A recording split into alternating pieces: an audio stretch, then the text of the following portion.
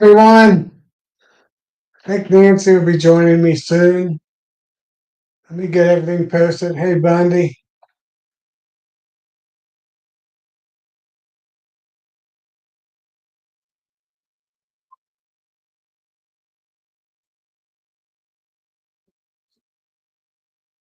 Yeah, give me a second.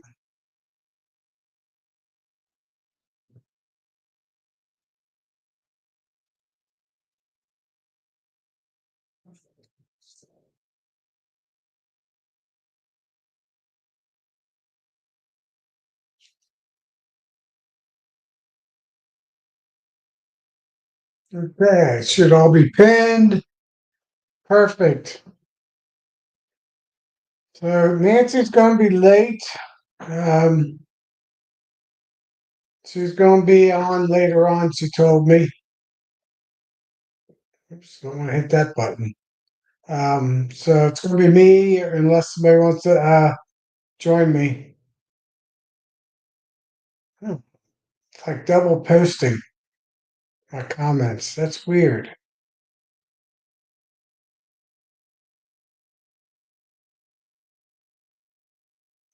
I don't know why that is. I edited her and says we're both admin, but it's double commenting. Hey, John. Hope everything's good. Let me check some settings.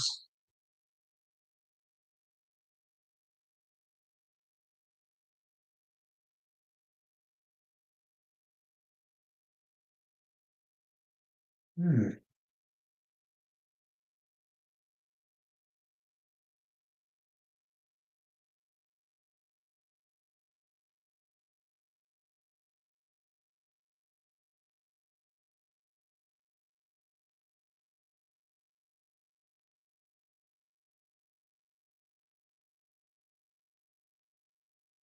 I like that better. Yeah, maybe that.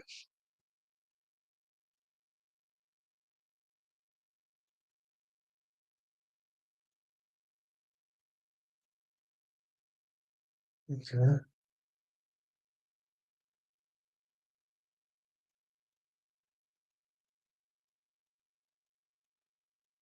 Oh, I got a night bot now.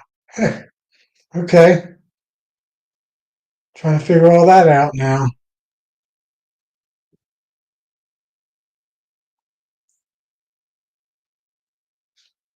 All right. Now, yeah, I got Nancy here.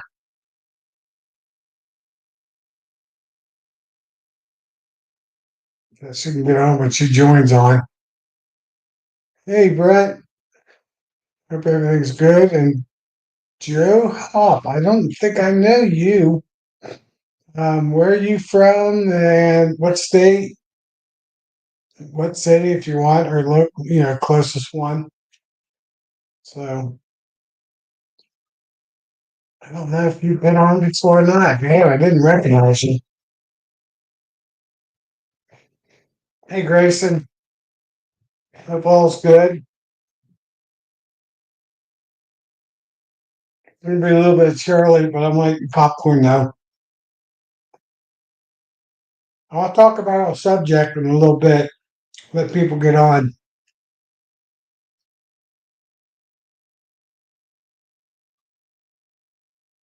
I'm gonna check. Okay. So, hey, Bill.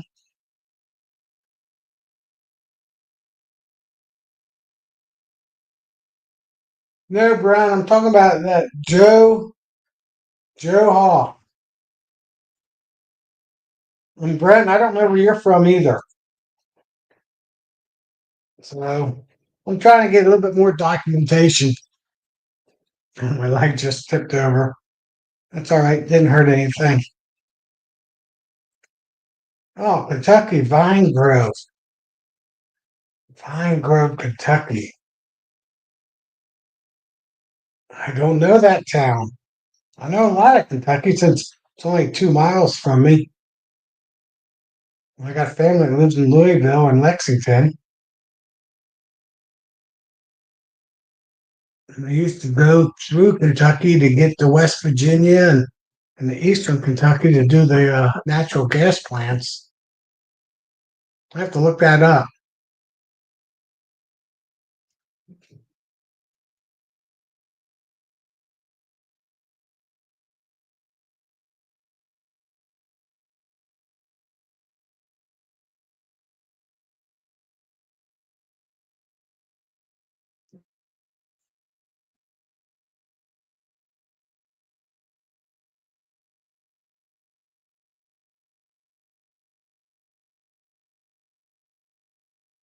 Okay, just below Louisville.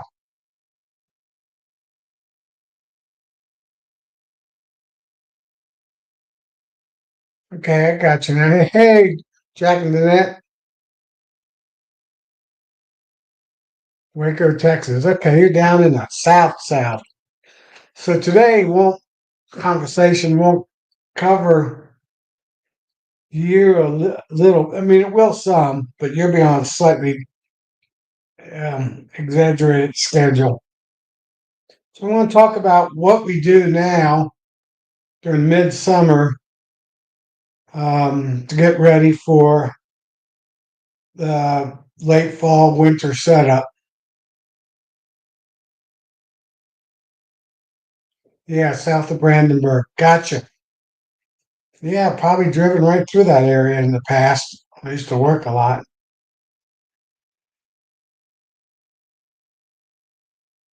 So I got 8 people on. I'll give it a little bit longer.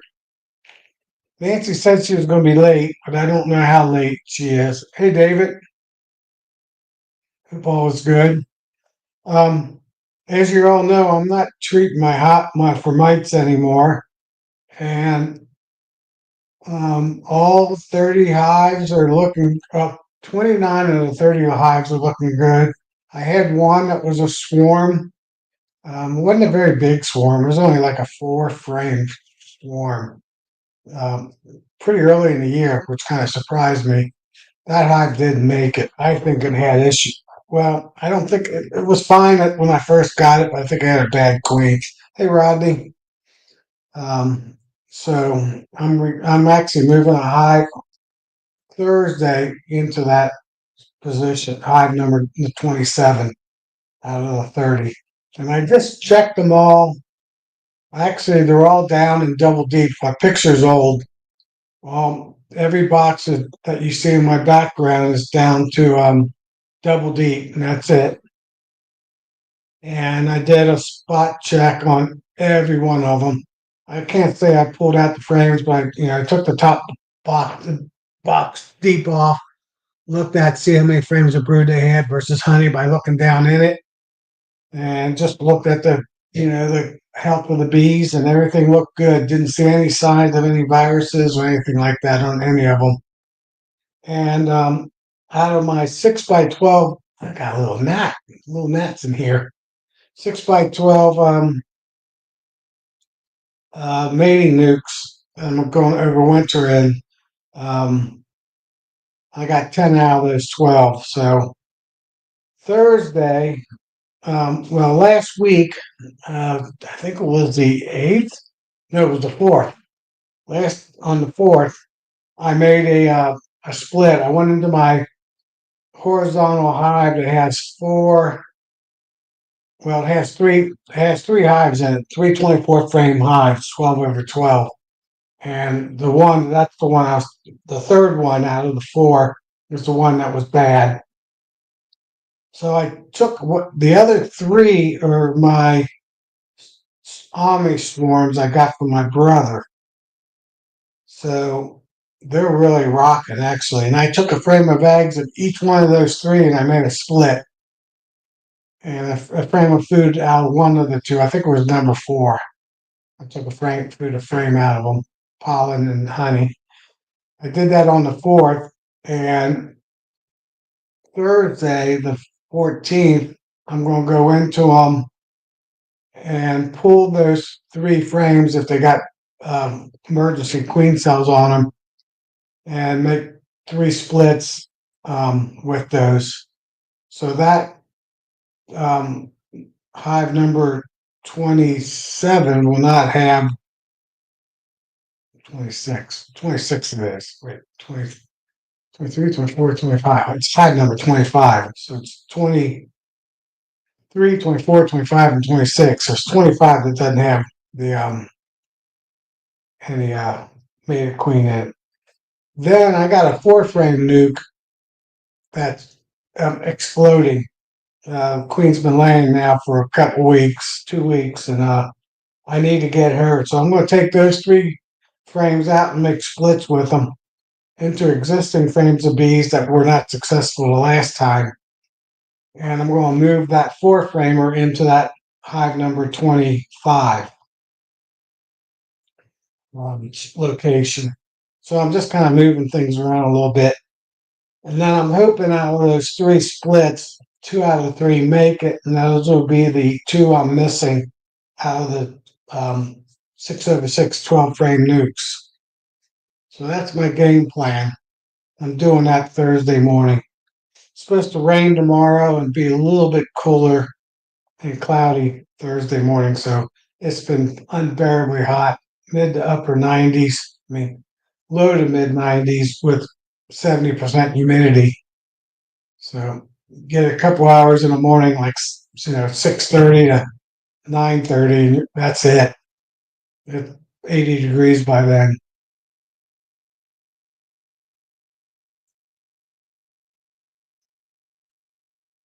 Yeah, David, you're right. There's the early ones in April. Well, for my area, late April are the best ones, or the early May.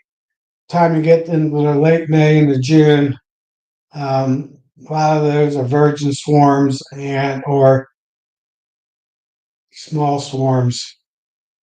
So the one that did make it was a swarm. I kind of just let them go. They never turned into a laying worker or nothing. They just numbers just disappeared down to I think there might be well there was when I put the made a split into it, there was probably only like 10 or 15 bees left. So had, they made a couple frames of comb, so I got a little bit out of it. So that's what I'm doing, and that's the very end. I still have drones. I don't say I got a lot of drones, so I'll see how well these get made. I've done all the way up to September, so these will be flying at the end of August. So I should be fine. This will be the very end for my area, and it's supposed to stay warm all the way through the end of this month, um, mid 80s and low 90s. So that should be fine. Yeah, everybody hit the thumbs up button. Help me out a little bit, including myself, because they don't know. Well, they do. They can track. So I got 4 out of 7, better than 50%. I did see 2 dragonflies today, so I've seen like 4 altogether. Hey, Brian, I've seen 4. I've seen one that disappeared, and another one showed up last week, and I saw two of them today. Hey, Roy. So dragonflies are starting to show up, and I saw my first yellow jacket. Actually, not here, but I was down at the Ace Hardware store down by the Ohio River, and I had a yellow jacket pestering me. So yeah, those dragonflies. I'm not a fan of those dragonflies. The good news is where I got my doing my splits. It's kind of in the wood. It's on the edge of the woods, and dragonflies typically like to fly more out in the open. So I'm hoping that helps my odds a little bit. Don't know. But what I want to talk about is now most people, at least the people in the mid south to the mid to maybe a little bit sub north, have pulled their honey, or and the people up in Michigan, the last people are pulling their honey now. Um, but People down south, they're probably not going to pull, well, they probably pulled honey and they got supers back on. So this probably applies to them in October, probably November. People down far south. So this is their time frame. For most people in the central to a little bit south, a little bit north, right now is the time to treat if temperatures are right, depending on what application you put on. Or if you don't treat, then you got a little bit of free time. But it's a good time right now to get your queen down in the bottom box. Now, naturally, the bees should push the queen down to the bottom box, and then they backfill the brood that's in the top box. Um, and that way, going into winter, there's a whole deep of, or medium, depending if you do mediums, of honey, either sugar honey or goldenrod honey, or ester honey or ironweed honey, or whatever kind of flowers you got blooming in your area. Um, get that up above the queen, so when they go to ball up, into the winter ball, and they move up through the honey and not right into your sugar brick or fondant that or hive alive fondant that you got up on top of your frames. You always have to remember that honey's got to be directly above them and or in them during the winter time. That's they will not go over. You can have honey half inch away from them, quarter inch away from them, eighth of an inch away from them, and they're starved to death. In that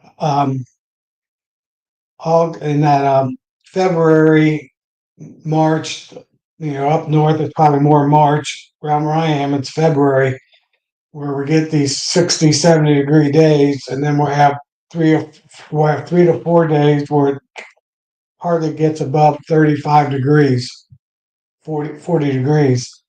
And those bees ball up, and there's honey right next to them, but they're at the top, and there's nowhere for them to go because they only creep um, up into the honey.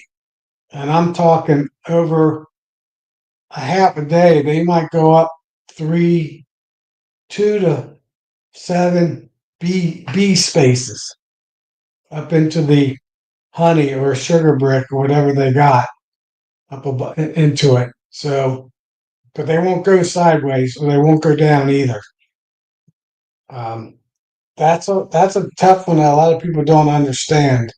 That the honey's got to be touching them on their shoulders basically when they're going up through the winter time and into that late winter, first of springtime. So somebody said they're loaded with dragonflies. Yeah, Bundy. I usually have, I don't know, a dozen, but all the rain this year, I think, have kept the dragonflies down. It's definitely kept the yellow jackets down. Um, and I have not seen a bald-faced hornet yet, and they're usually all over my hives right now. I did start feeding my bees today. Actually, the last few days, I got everyone fed, and all but three of them fed. They're frame feeders, and I don't like opening them up, so I'm thinking about changing them out to some kind of other feeding method. Hey, Randy, Nancy's not on yet. She'll be in here sometime. I think she's going to be about an hour late. Yeah, and yellow jackets. I usually get yellow jackets and bald face hornets. I don't mind the bald face hornets. They usually don't do much, but those little yellow jackets are sneaky, and they kind of sneak in a little bit. But um, I need to show you my new bottom board design. The only problem is I don't have any spare bottom boards right now. Every one of them is being used with my anti-robbing entrance. So if a yellow jacket does sneak in there, or if a bee tries to rob another hive, they will not make it back out before they get found out by the bees and be killed by the bees. Hey, Randy, hope everything's going good down south. Randy Tar Heel Bees. I'll definitely see you at Nobby later on this year, or early next year, I should say.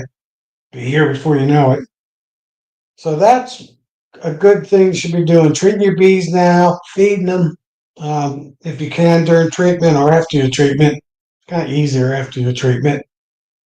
And I'm feeding them right now zero point 0.5 to 0.7 to 1. I still want to stimulate the bees for brood. Hey, Russell, mace a little bit. Um, just one more time till we get to the end of this month. And then in September, when they lay all those winter bees, I'll probably go more to 1 to 1 the first week or two of September, and then I'll do it. Oh, you're on vacation. Oh yeah, okay.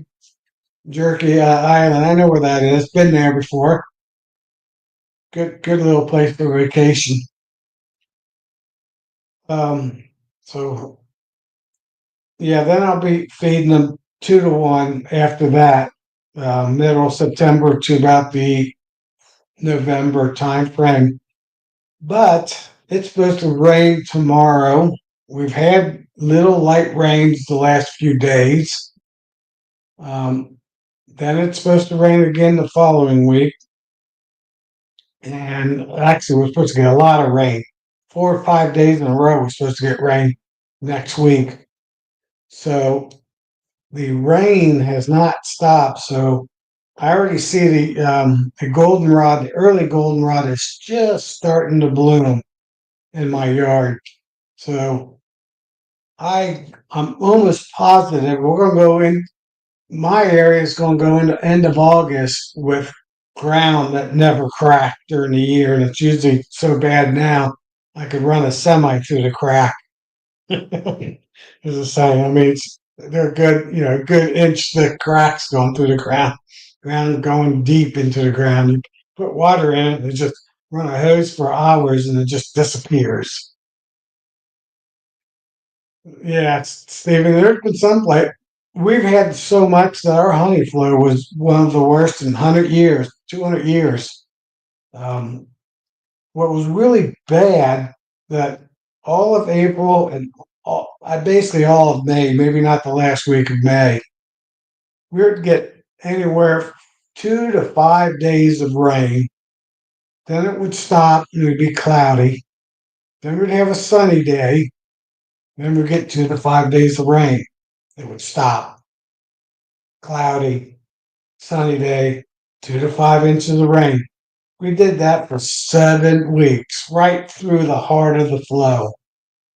I mean, the flowers, the trees were the best, probably best ever this year. All that rain, but the flow was horrible.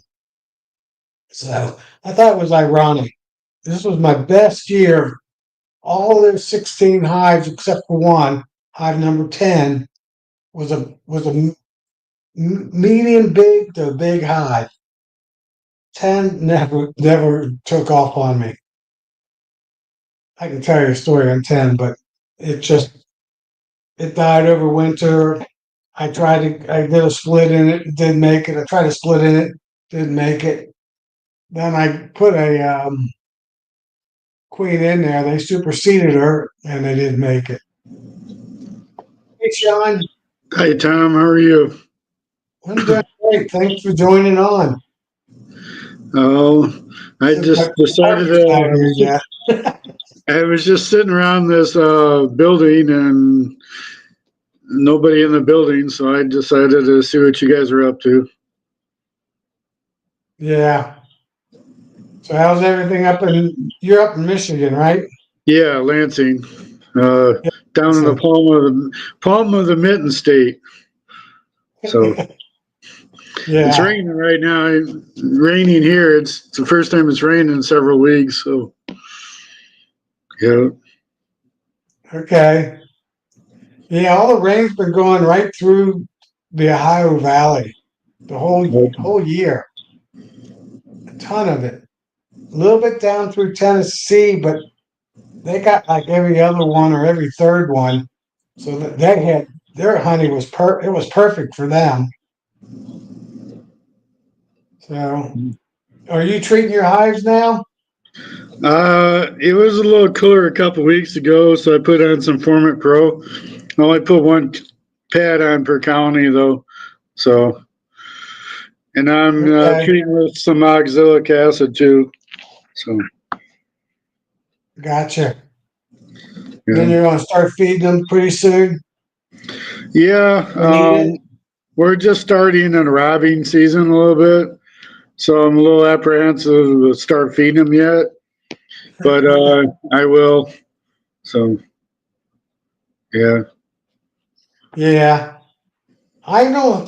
Well, I feed with buckets I put on top of the hive, um, and there might be some bees around the bottom of the bucket onto the lid, trying to get in and get anything they can get that might be running out. But that's about it. I started pulling boxes, some of my empty supers, and some that had honey in it last week, and it was like I stepped in the middle of a swarm. All the bees are trying to rob each other out. So, decided that probably wasn't such a good idea. Yeah, you got to put a lid on it. Yeah. So, how are I'm things now. going I in started Ohio? doing this last year, and I really did it this year. I got a fume board, and I put it down, fume board up, and I put Be Quick in it or whatever I got. Then I stacked my supers on top of that. And then I just put a board on top of my last super that I stacked. And it's the first 3 or 4, you don't have to put anything on there because they can't stand that smell. As soon as they try to land, they go right back up. Mm, yeah. So it works pretty good until you get up to about the fourth, fourth or fifth box. Okay. And this year I had a couple. I have 7 of them. So I went after the fourth one. I put a fume board on again and stacked up a few more boxes. So I had a pretty tall stack, but it kept the bees never went in them. They were flying up above it, but they never would go down. So it works pretty good. All the Hey honey I've Dan, gotten this, all the honey I've gotten this year has been basswood honey. It's got a minty flavor to it, and I hate mint. So, huh? Where do you get that from? What uh, trees? bees, bees pollinate a basswood tree. It's in the linden family, Oh yeah, and yeah, so yeah. it gives Aspen trees. yep, it gives it a minty flavor. So, We have a lot of. I got a lot of basswood by me, but I haven't noticed it. I don't think there's enough to affect it much with all the other honey. Hey, Mike T, we're up to 16 people. All right, not too bad. We should get a little bit more. It's early. It's only 7:30. I So hope I'm not messing yeah, this up. I'm trying to join StreamYard in the chat, so I don't know if it's what I've done. I hope I haven't messed this up. I can hear you, but you're not. Your picture is frozen. Okay. All right. Let me. No, I'm you back. just moved. Did I? Maybe you were frozen. Okay. I don't know what I did, but anyway, my back. Yep, I see myself. You're there. I should stop playing with it, I guess, and trying to join the chat. Yeah. So, what's going on with you, Tom? Well, like I said, I turn all my buckets around, so I'm feeding 27, 26 of my 30 hives in my Okay. yard. Three of them are frame feeders, and I have to pull the lid off and all that and fill up the frames. And I didn't feel like putting my suit on it when it's 90 degrees out. Okay. Nasty bug. It's in my room. It keeps landing on me. It's So raining on that's what you? I'm doing. I'm feeding them 0.6, 0.5 to 0.7 to 1. I don't measure. I kind of just dump the sugar in and then I've been doing it for years. And I Hmm. just dump it up to my one. I got a 15-gallon stainless steel tank. And I fill it up 2/3 of the way and then I fill it up to 15 gallons of water. And that comes out to 0.6 to 1 basically. Okay. If I went stop to like 13 gallons, I'd be 1 to 1, but I go up to like 15 gallons, Okay. 12 to 13 gallons. So I had like 3 extra gallons of water, 0.6, Hey, 0.7. Brian from Flower Street, I hate mint, so it wouldn't make good creamed honey for me. Well, the mint flavor in the cream would be good. No, not for me. No, I not for got sick you. on mints when I was a kid, and I vowed never to do that again. So, Yeah, so yeah. I do I have see. another Oh, go ahead. place. I'm selling another hardware store that I'm selling my honey down by the Oh, Ohio River. okay. Started today. Dropped off a few bottles. Three of my Yeah. friends bought a hardware store, Okay. so now I got my honey in there. So, are the All right, comments Randy. Have actually? catch you Oh, later. okay. I just saw Randy had added to it. I thought maybe that my chat line was comment line was frozen. Yeah, there's just been a few comments. Yeah. Well, maybe people can post what they're doing right now, from the people down in Texas to the people up in where you are, up in Michigan or up in Maine, Utah. Probably still warm in most areas. It was 92 here today at one point. This little rain Yeah, has made it more humid than it's helped anything. So right. it's We supposed to be got clouds. 90. I thought it was going to rain, but it didn't rain. It's supposed to be 90 for Tomorrow, like the next 3 days. So cold front's supposed to come through yeah. tomorrow. Okay. Yeah, and it's supposed to go down it drops it down from 91 to 97. And 2 days later, it's back up to 91. Not much of a cold front. So, yeah, so Thursday after the rain is what I'm hoping a little bit of water will keep the bees from being, so I don't have to put much PPE on. I Okay. usually just put a veil on at most. And doing these splits and all that, I won't put anything. I'll just go out in like I'm wearing shorts and t-shirt till they make Where's me put it Nancy? on. Where's Nancy? Isn't she usually on here with you? Yeah, she told me she was going to be late. Oh, okay. She's busy. She didn't tell me what she was busy, but she was busy. So if I would Okay. have known that, I would have pushed it back to 7:30. But I made it Okay. 7 o'clock just for her. Okay. Well, you Yeah, got me to help you pass the time away, I guess. yeah, yeah. That's for sure. So So I am going to do a little. Well, I did a little split back on August 4th, and I'll be taking those 2 to 3 frames, depending if they got cells on them. and making last three splits with my, just to try to get 3 hives, 2 hives and 2 nukes with mated queens So one are at a they going to time. be able to build up enough to get through? I'll have to feed them. They'll all have Okay. comb frames, so they won't have to make. They'll have 100% comb frames. So I just got to feed them to make sure they got. She keeps laying, and Okay. stimulate her to lay. There should be, if she gets bred by the end of the month. Actually, they should be emerging out Saturday. So she should be laying in 2 weeks. So yeah, by the end of the month, she should be laying. She'll have two cycles that she can lay through, Okay. September and into October. So that should be enough bees for winter time. Okay. Because we're going to stop doing cutouts because we aren't sure that they're going to have enough resources and be built up enough to like survive the winter. So even if we feed Yeah, them. right. Well, this is my last go.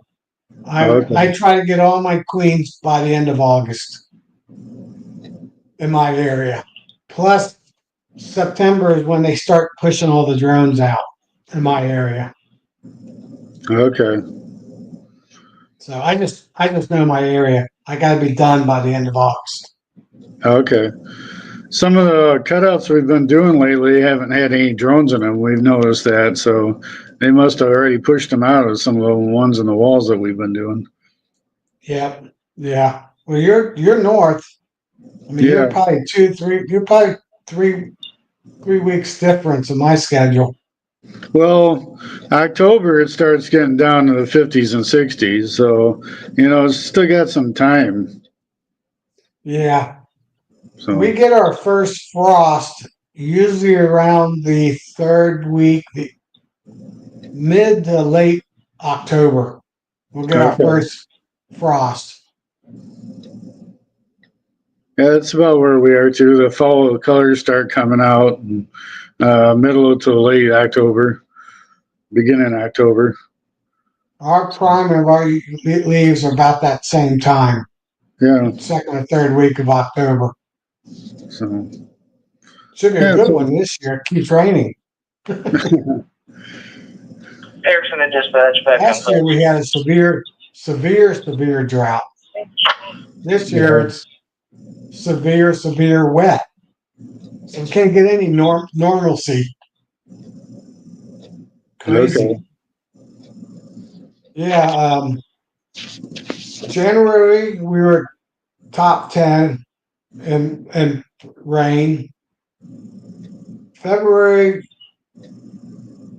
February beat a record for wettest ever. March we beat a record for wettest ever. May was number 8. June was number like 10, 9 or 10 wettest ever. And July was the wettest ever. hmm. So we've had 4 out of 6 months the wettest ever on Wow, record. So crazy wet. And the other months were all in the top 10. We just need one more rain. Even July, we creamed. We usually get 2.7 inches of rain, and we got almost 10 inches of rain. hmm. So we just didn't go over a little bit. We 4 times it, 5 times it amount of rain. Okay, Yeah, Dan, we've had, well, I can't say we haven't had any rain. We've had in the last week, we've had like 20-minute rains, just enough to get the ground damp, and then that's it.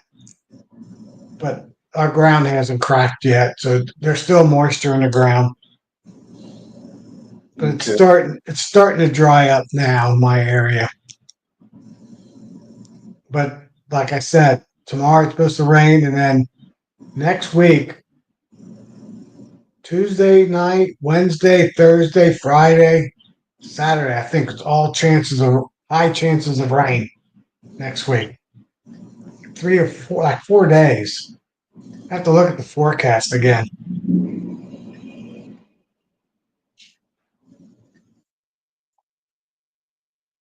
Yeah, see what they say.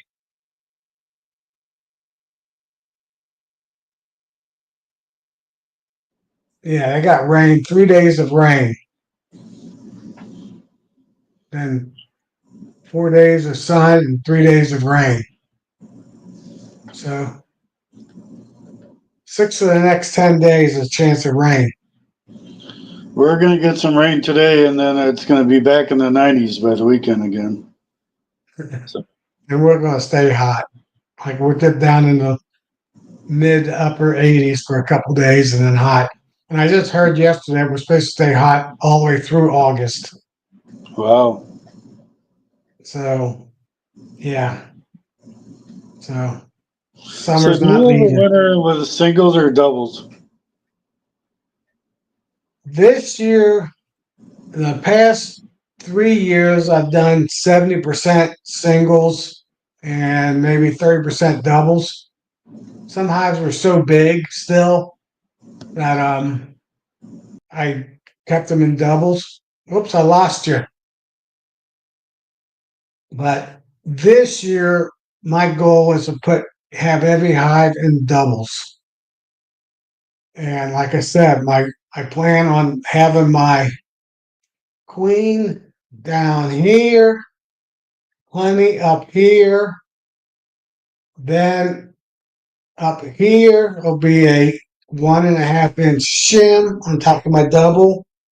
I like to do sugar bricks with a little bit of hive alive in, just a little bit of hive alive in it, just to help their guts out a little bit for winter time. Um, or rocket fuel. Sometimes I don't do any. It all depends if I remember. Um, hey Darren. Oh, Darren, my grass is still green. It hasn't turned brown yet.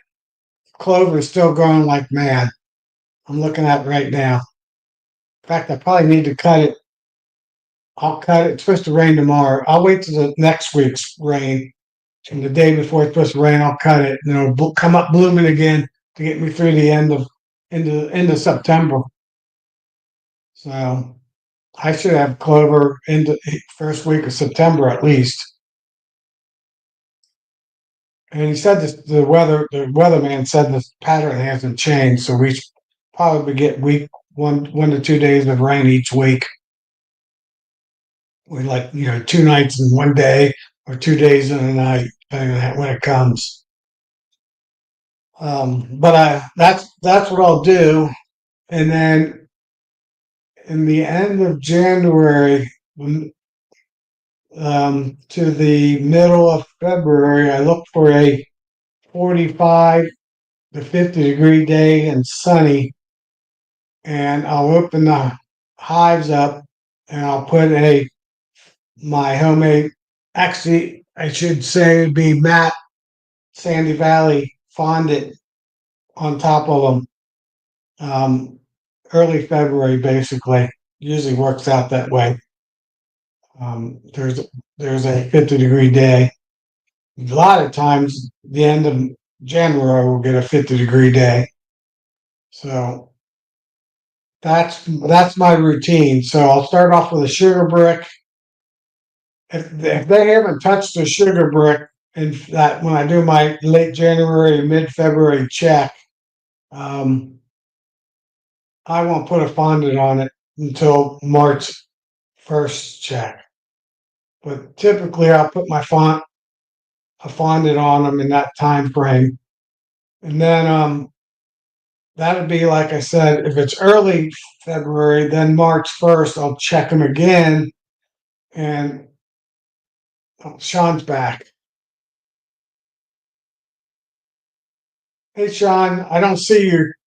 You hear me?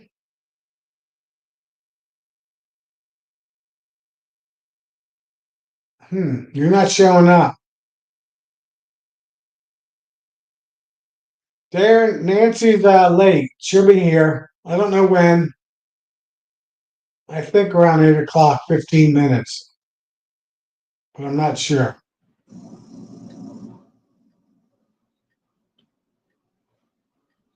Darren, I don't know what's going on.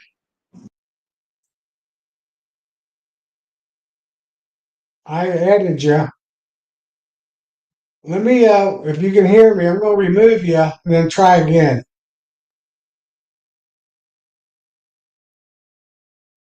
All right, I don't know what happened to Sean. I clicked on him to add him to the stage. And it was a blank screen. So it looks like we're up to 12 watching. All right, he's back. Oh, he was there and he's gone again.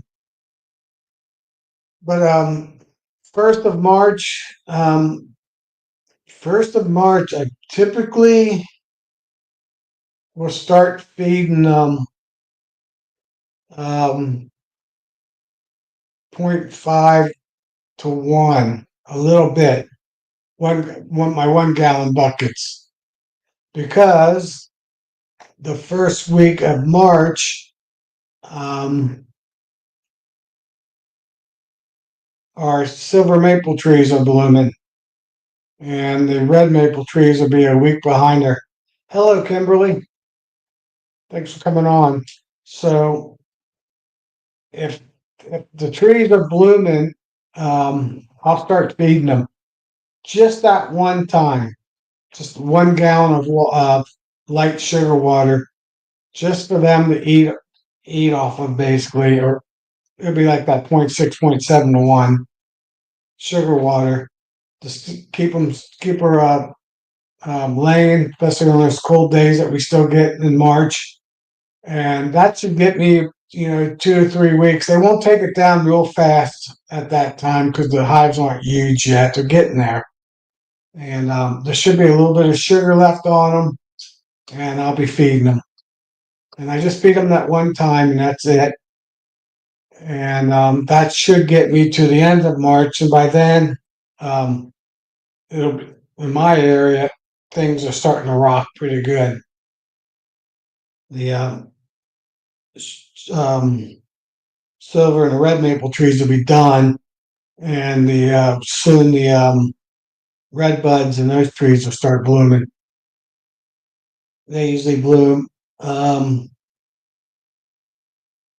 early April, end of May, early March, early April, all depending on the weather. Keep seeing the forecast. We're supposed to have a cold winter. A lot of cold blasts coming out of Canada. I think they call them I forget what they call them, Alberta Clippers, or whatever they call them. I think they got a couple different names now. I think that's the old name. Wait and see. You never know. So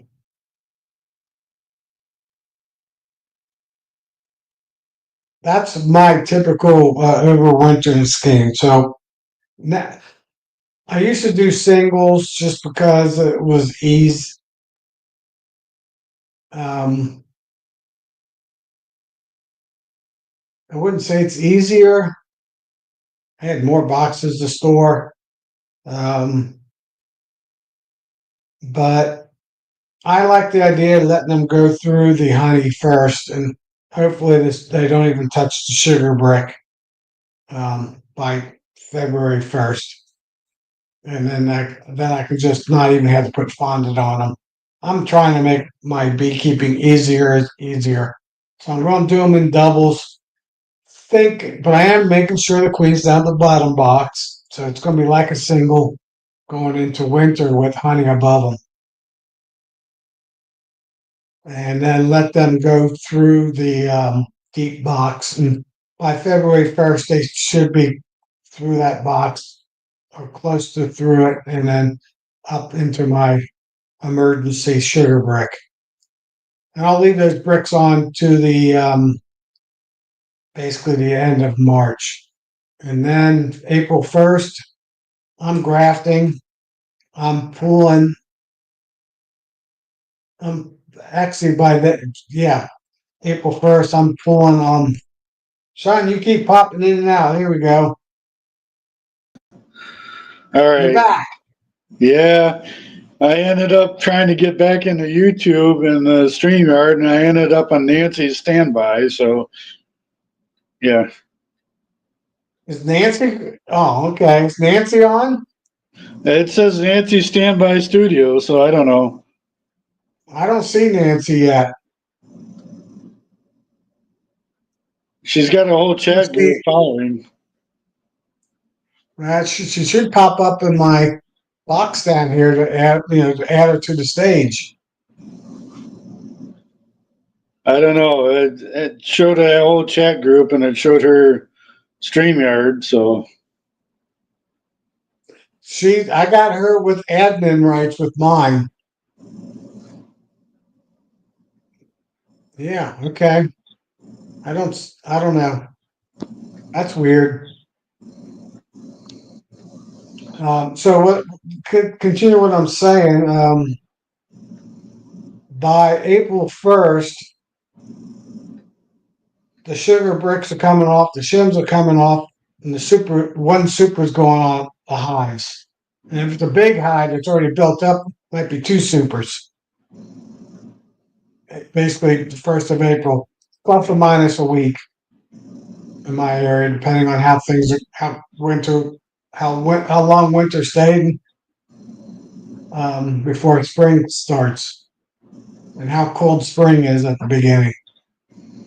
do you have the extreme temperature fluctuations where it'll go from like 30 to 50 and the bees break cluster and then they go back into may or may not go in cluster? Yeah, Sean. Some years I'll have all the way through the whole winter. I'll have 6 or 7 50-degree flying days. How do you deal with And, that? well, I feed them early in the spring, like I was just talking about. It's not a clustering issue like people think it is. It's a flying issue. Winter bees' wings are no different than worker bee wings. So worker bees can only fly for 2 weeks when they're flying a whole lot, and their wings are deteriorated, and they die because their wings are deteriorated. They don't make it back to the hive. Winter bees are the same way. So when we have these 50-degree days and they're out flying looking for food, they come back, their wings are getting torn up. And if we have January and December, January and February, we get 14, 16 days of flying. Those winter bees are dying because they're not making it back to the box because they're out as worker bees trying to get first nectars. And that's what then your Reels bee out there. population gets so low in your hive 1st of February, there's not enough bees to take care of that cold front that came through that got you back down into the low 20s and teens at nighttime. And that bees die. 4 frames of bees, 3 frames of bees, because there's not enough of them. And that's because they flew too much during the winter time. And that is a problem. That's one reason I'm trying to get a brood cycle all the way into October. I want my hives to be medium to medium big going into winter. So if we do have a flying warm winter, hopefully I still have a small to medium cluster of bees 1st of February. That's my game. That's why I'm feeding them now, just to keep that. I don't want them backfilling her area yet. To try to deal with that, I usually put my sugar on like the end of October. So then the bees know it's there, and I put it right over the center frames. Now I'll put 5 pounds of sugar on them to try to deal with that problem, but I still lose bees because they're out trying to fly around when it's 45, 50 degrees for 3 days, and then it gets back down to 30 degrees, and I start losing Yeah, bees. you can have all the food you want, Sean, and they'll still fly. Well, Right, they'll do their cleansing flight and then keep on going. right. Yeah. So I'm So trying to find a I don't. solution to how to deal with it. No, go from cold to hot to cold to hot when they're flying. Well, I feed all the way to Halloween to Thanksgiving. I hear people say it gets down to 30 degrees. It freezes. I don't care if it freezes. It's not. They're not going to get any when it's frozen. When it thaws out and warms out, then they'll be able to get to the um, sugar water again. So do you even have feed then? Do What's you that? use frame feeders or what then? I have bucket feeders. You see in my background. I feed with buckets, and I'll feed them till if as long as we're getting 50 to 60 degrees during the daytime. I feed them, and lately that gets me to into the middle of November. Then I'll flip the buckets around with the sugar water still in them because it won't go bad because it's getting cold. Plus, I have a little bit of vinegar in it to keep it from going bad. And I'll put my shims on then and put my sugar bricks on then. I'll feed as long as I can during that October into November. I want them to be. I want her to be laying in. I want her to have brood into December before it gets cold, cold. Have all those young bees. That way, those bees don't. The first 3 weeks they don't fly that much. So that gets me all the way. That gets me all the way to March, basically. Well, those bees now become flying bees. So I'm hoping to overwinter with more winter nurse bees versus winter forager bees. I want young winter bees versus older winter bees. That's my theory. Okay. So I think 2 years ago I fed all the way to Christmas because it was warm all the way to Christmas. Right. I think it was 2 years ago. Last year we got cold right around middle of November, third week of November, right around hunting season.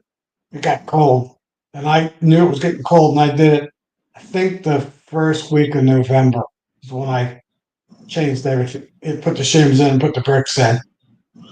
So that's why I started feeding at the end of. I put my sugar on top of the frames in the end of October, and I've also been putting after like December. I've been putting the Hive Alive fondant on it, and I found that they like the Hive Alive fondant better than the sugar. They'll pass that sugar Yeah, right up. yeah, yeah. Any fondant that even homemade fondant, they love that fondant. That inverted sugar they like better than regular sugar. That Hive Alive fondant, they go through that in about a month inside my Yeah, hives in the winter. yeah, they're not thick enough. They need to be twice as thick.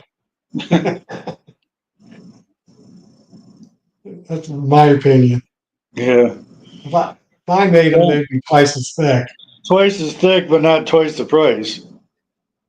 Well, yeah, but don't have to put two of them on. You put it on once and you forget about it. You don't have to worry about it running out. When I Yeah. make my fondant, it'll be 3/4 to an inch thick. Okay. That's why I put 5 pounds of just plain sugar on there and it hardens up with the moisture out of the hive. So it really solves two problems. So, Yeah, but I'll sprinkle some Apis biologics in my fondant when I put it on in the springtime so that their health get a little bit of health stuff in them. yeah. That's why I've been buying the global patties from Navi. It's got the 8% off. Control to Right. dispatch, hey, go all I did clear. that 2 years ago, and Matt gave me 2 pounds of his fondant last year at Naldi, and the bees loved it. So I got his. He gave me his recipe. In fact, I got it right here in front of me because I'll be making it here in a couple months, probably October, getting it ready, and get so I can put that on.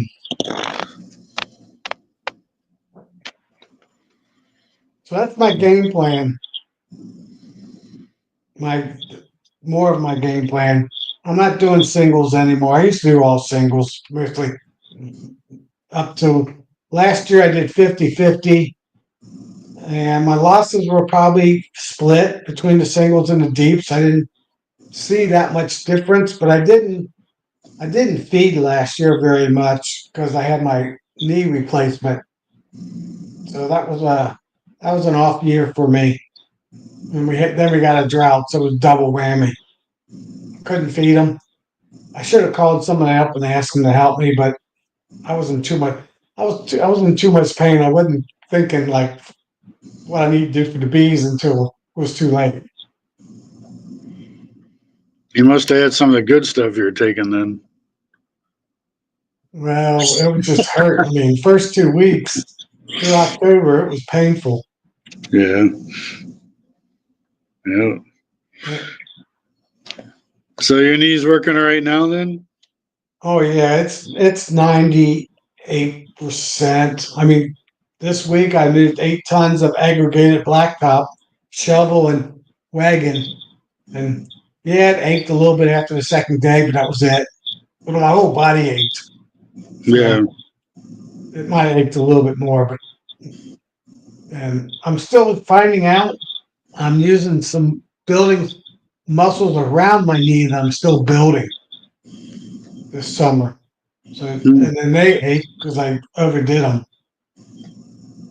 That's what actually when I did all that shoveling, my calf muscles ached a little bit because I was really using them. Hmm. That aggravates my knee a little bit, but it's good. I mean, I'm so glad I did it. In fact, I wish I would have done it like 4 years ago, 3 to 4 years ago. So the doctor I told heard. me Go ahead. he told me I need to get a knee replacement 8 to 10 years after he did it. He scoped it, and I did it at the 11th year. Mm. So I was bone to bone for a little over a year. I herniated a disc in my back at 32, and I tore my meniscus and my ACL about 5 years ago. Had to have that repaired. So, Well, that's what I did 11 years ago. I tore my meniscus, and I didn't rip it. I tore it halfway down, and they carved it out, kind of, so it was real thin, and then it wore out. Yeah, I should have done it like when I was at my eighth or ninth year when I got down to the bone versus my bone rubbing. So that would have been like year 9. So 2 years ago, 3 years ago, I should have had it done. But it's done now. The only good thing is that I'm waiting a little bit. The doctor said that I should get 25 years of my knee, maybe even longer, since I'll be up in my 70s by then. And I'll be in my 80s, but I won't be doing that much on my knee. Now, if I would have done it earlier, I'd be in my 80s and my knees would be worn out. So I should be good. That would get me up to. I did it when I was 63. I had 20. That'd be 80. Yeah, 88 years old. 25 years.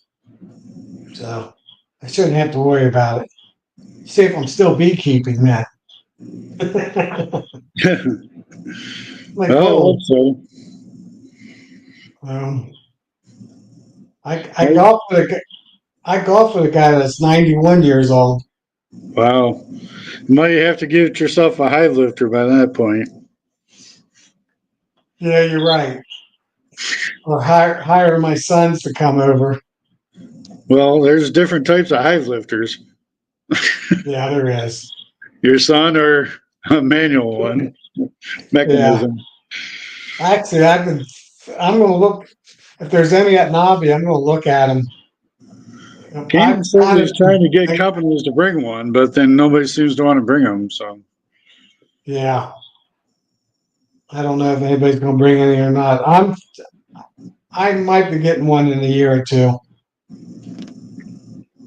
but not one like Charlie's. I only got 8 feet behind my hives to my barn, so I yeah. need one of the ones that's more up and down. Oh, okay. A1 model, I guess they call it, and that one guy.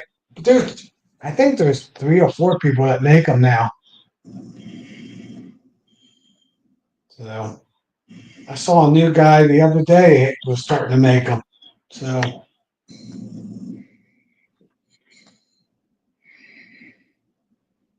yeah, I won't be. Dan, I agree with you 100%. I will not. This fact, this was my last time shoveling aggregate or dirt or gravel by hand. I'm actually looking to buy a loader right now too, a used one. So I'm getting a loader with a mower, belly mower on it. I've been looking around, trying to keep it under 10 grand or less. There was a perfect one that popped up the day I was leaving to go on vacation. It's like, and it was only half an hour drive into Indiana from me. It's like, oh, it was nice and close and everything. And it was gone. So when it says Dan Weaver's on stage, what does that mean exactly on there? I don't see him on stage. In my comments, it says under highlights, it says on stage, and it's lit up in blue. This comment. Oh, I got it lit up. That means I'm showing it. Oh, okay. Yeah, that's all that is. Oops. Okay. Yeah, so I don't plan to shovel anymore. I don't plan to buy dirt and gravel anymore. But I will. Seems like I always did it. Hey, Collector Rick in DC, I saw you on there before. I was in my thought and I wanted to finish it. So yeah, I can since I'm the administrator, I can post people's comments. Yeah, I just thought maybe he was trying to get back on the camera or on the screen. Nah. I So don't do this enough to be good at it, so I just take up space on here. right. So yeah, so I'm buying a loader and I'm redoing my kitchen and my first floor of my house. So those 2 projects are coming first. Then I might look at a lift, and that'd probably be next year. Well, 27. I'll be probably doing my kitchen next year. The year after that, I'll probably get a lift. But right now, I can still pick up those 85-pound boxes and stack them up to high. So I don't need one yet. Let's see how long I make it. I was messing with deep honey supers this year, or deep supers, and I let them fill up with honey. That was about all I wanted to do, lift them about shoulder high, about 6 feet up. So Yeah. Well, in fact, Sean, that's now I knew I had a reason. The biggest reason why I'm not going single management anymore, brood management, because the next box was my deep. yeah, I had a queen excluder on it, and I had a deep full of honey. That was heavy. So right. now I'm going to go back to double deeps, and I'll put my supers on top of that. So I only will be only picking up supers now on. It doesn't feel too good when you drop one on your foot either. I can testify to that. I've never done that. I've dropped a frame on my foot full of honey, and that wasn't good either because I got gravel behind my um, hives, and all the little rocks and all the rocks stuck to the busted through the wax and stuck to the frame. I think I had 15 rocks on it. I had to pull out. Yeah. The honey was dripping all over the place. Say hi to everybody in the chat. Hey, Keith, Rodney. Instead of saying hi to everybody, and each individual, just say hi as a generic hi. Yeah, I try to say each name. Yeah. So I try to keep up with the post. Yeah, Dan had the last one that I wanted to copy. Yeah, my son, that was a funny day. I went through and pulled 8 boxes, supers of hives with supers on it, 1 super each or 2, on 8 hives that morning. I started, I think, at 8 o'clock in the morning. I was done by 10. And I actually had them, pulled, and I had most of the frames already spun. It was 10 or 10:30. And then my son called me, Dad, you want 7 or 8 tons of egg rated blacktop for your low spot on my turnaround? I said, yeah. So he goes, well, you have to move my boat. So I had to move his boat. And then half an hour later, he came and dumped all that blacktop. And it was good stuff. He told me it was high quality aggregate. And I got it all filled in now. So I could use a little bit more dirt in my yard, but I'm not. I don't need any right now. maybe in a couple of years. I can do grass clippings and whatever. And start making dirt that way. Well, I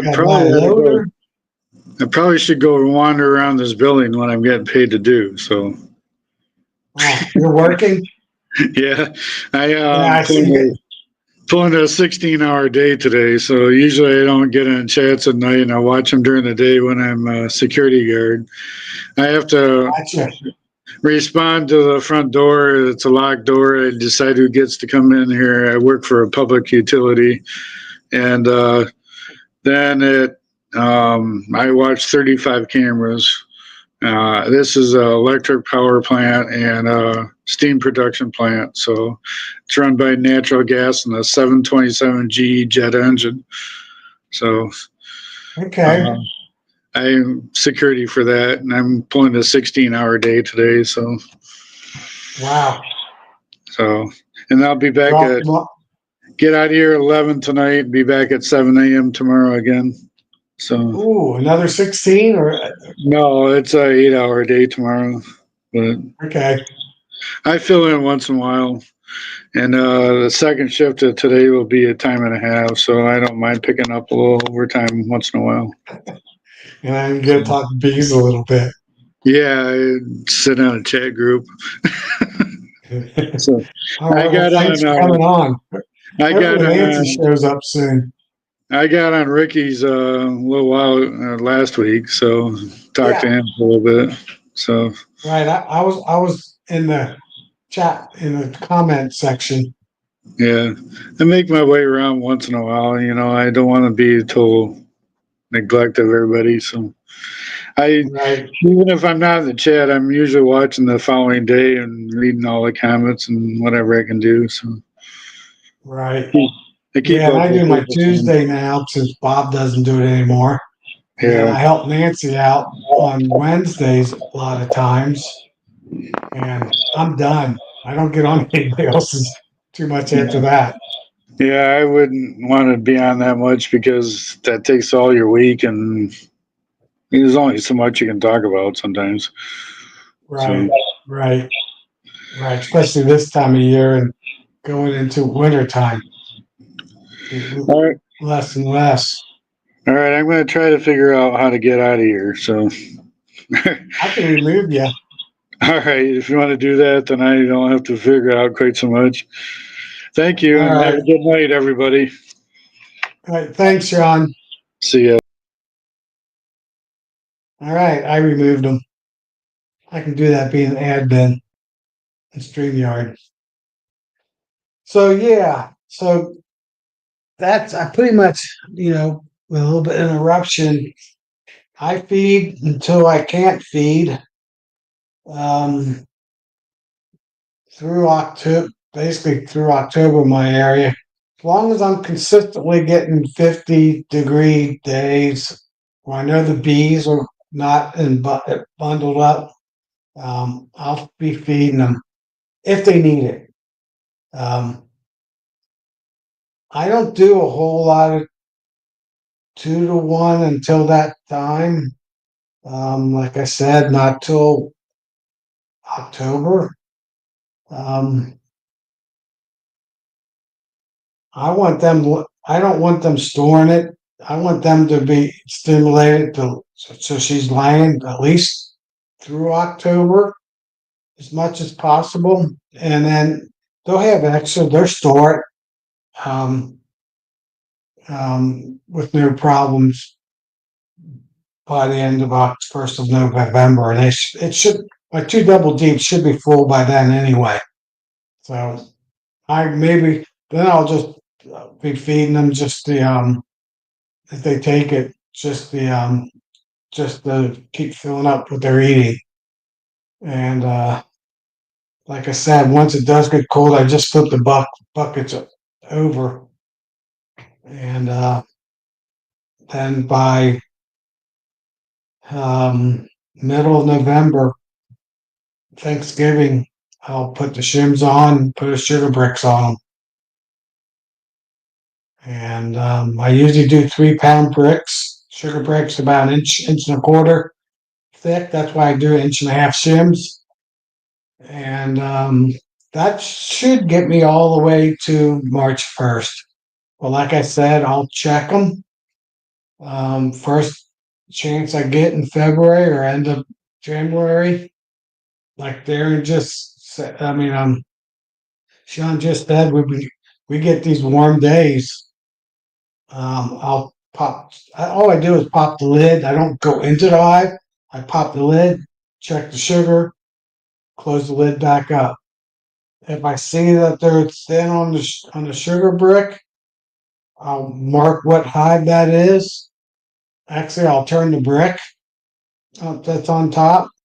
I know it's not for queen, so I know it's for sugar in the winter time, that time of frame. And I'll make then the next 50-degree day, I'll go in there and put another brick on them. If they're out, I'll put a brick on them. I'll open them right back up and put a brick on them or fondant by that time. So I'm hoping I don't have to use too much fondant just because I'll have a box full of honey, deep, plus inch and a half, inch and a quarter inch thick sugar brick on top of them. That should be plenty. And I do believe um, we never got into the summer setup. Not until now. It's kind of setting up. Usually we get a high pressure that sits right off the east coast of the Carolinas, South Carolina, Florida, and it puts a ring where all the storms go through the Midwest, up through the Great Lakes of Canada, and back down the Northeast. Um, and we'll get one of those set up, and they'll sit there for a month this time of year in July and August, and then another. Then we'll have like 2 of those, and we'll get one rain in between. Hey, Clay, and that hasn't happened this year. We've had a couple high pressures come in that lasted for 2/3 of a week, maybe a week. The one right now, we've only gotten a couple light rains, and it's been 2 weeks, a week and a half with 2 light rains. Some people have gotten drenched, and I've been a little unlucky in that aspect. Well, like I said, the ground's not cracking, so I don't need the rain to about now. It would be nice to have a little rain. So the rain tomorrow will be perfect. Um, to get everything not to turn brown. Keep everything green. Keep the goldenrod and esters, so they have nectar this year versus just pollen. Today I saw dark red, a deep red. I wouldn't say a dark red, a deep red. I saw pale yellow. I should say pale yellow to yellow. And I saw a pale white clover coming in today. Hey James, so I saw 3 different colors of pollen coming in today. I was checking a couple of my 4-framer that I'm going to be moving Thursday morning. I got a mentee will be coming with me at 9 o'clock to help me, Antonio. He's been here 3 or 4 times this year, and now I'm going to show him how I do this split, how I'm going to move some bees around. So I'm going to have a helper on Thursday morning, and I think next year he's going to get his first 2 hives. So he was going to do it this year, but he contacted me during the spring, and he's been out here a few times. So he'll be here helping me. So I have a helper, kind of a helper. Maybe I can do some content, do some video, have him do that while he's helping. That'd be so. I might be able to get a good video on it. So yeah, so that's my game plan. And so far, I haven't had to treat my hives, and they're all healthy as can be. In fact, they're the best they've ever been. I really, really do believe all the stuff that beekeepers do, especially the commercial beekeepers, where they move their hives 2 or 3 times a year, plus they treat heavily to kill mites, is too much stress on the bees. And I think them having 30 to 60 to 70 to 90% loss is not any is not is standard. I mean, you're going to ship your bees all over the place, all different environments, all that stress. They have to relearn that location,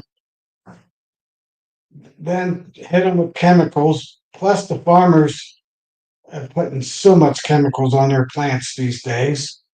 It's actually sickening. I don't think the bees, insects, and the mammals have a chance with all the chemicals that's in the ground and in the plants. I've seen studies already from scientists where they've taken lettuce and tomatoes and cucumbers and they'll load it with chemicals, extremely loaded with chemicals.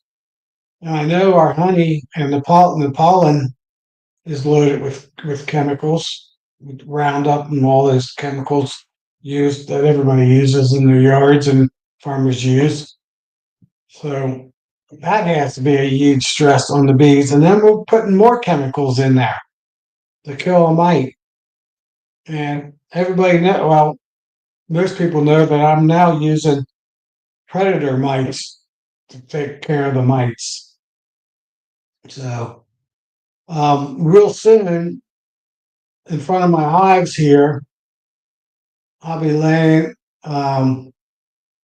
anywhere from 2 to 6 inches thick ground up tree branches, mulch, all natural mulch.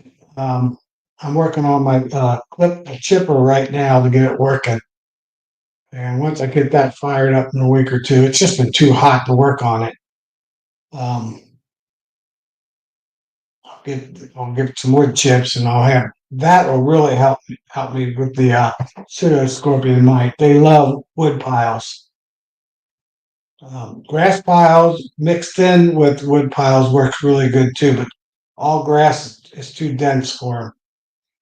So you need a little bit of cavities in between all the mulch, basically. So I'm going to make the my yard around my hives favoritism, be a good breeding ground for pseudoscorpion mite, which is where they target varroa mite more than any of them. So far so good. I haven't had any bad checks yet. I haven't checked now since summertime, June, well, end of May time. So I need to do a spot check again on some of the hives. Like I said, hive number 10, which is like right behind me. Actually, the one I had the owl sitting on is hive number 10. That one right now is just a bottom board and a lid. It doesn't have bees in it. And I've tried twice to get a split in them. Then I put a small 3-frame swarm that was a virgin queen. I think it was a virgin swarm. It wasn't very big. And I saw her and she wasn't real big, so she didn't make it back either. So they're 0 for 3 on getting a mated queen. So I'm going to give them a mated queen on Thursday. 4 frames packed with 2 frames of brood. That's coming from my 4-frame nuke that she's been laying now for 2 weeks. So that's the one I watched today. They're bringing in tons of pollen for all the new baby bees, all the larvae that's in there. She started laying about 10 days ago, 11 days ago. So it'll be perfect to move her into there. Then I'll feed them a lot. I want to get them at least up to 10 frames of bees by the end of the year. I might even go into hive number 3. And hive number 3 is a monster hive. It's still big. I might go in there a few weeks from now. Once they get settled down, a couple weeks into my moving the hive into 10, I'll shake in a frame of bees into them, and that'll be it. Then I'll be done messing with all the bees. It'll just be feed, feed, feed, feed. So what's the damn post?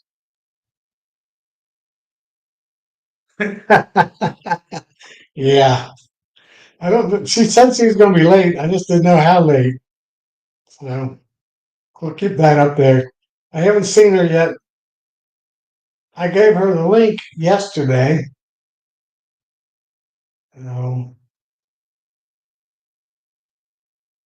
me see. No. How do I close? Okay, it's closed.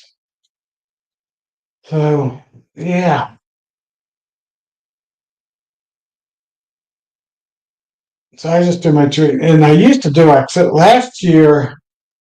I did oxalic acid in December and January, and I didn't see much of it. I didn't see much change in my hives with mites and all that, if anything. And I'm thinking if I had any mites, predator mites living with the bees, I just killed them. And that's one thing I have to do a little bit more researching. Maybe I'll do that tomorrow too. I'm gonna be busy tomorrow, maybe in a couple days. I need to find out how the pseudoscorpion mite overwinters. Um, yes, I have a lot of silver. I got enough that my three sons will be happy when the day I are no longer around. Um, I got pounds and pounds and pounds of it, and it's going to break soon. Next 3 years. Gold, I just got a little bit. I don't. That's going to go up. Well, it's been going up. I should have bought some 5 years ago when I was buying all the silver. It's been double by now. 2,000 an ounce. I did all silver this year. Well, 5 years ago. All my raises I spent it all on silver for the last 10 years, 8 years, 8 to 9 years. When I started my new job 11 years ago, I told myself, um, any little bonuses. Every year I got um, $1,500, $2,000 bonus, and then I got anywhere cost of living raise most years. During the COVID, it was like only 2%. Most of the time, it was 3 or 4% each year. So all that money, I bought silver with it. Since I didn't need it for my cost of living, it would just been more into my 401k or whatever, or in the bank. So I invested in silver. So I did do that. Cobalt and copper, any of the metals, it's good to collect right now, or have been.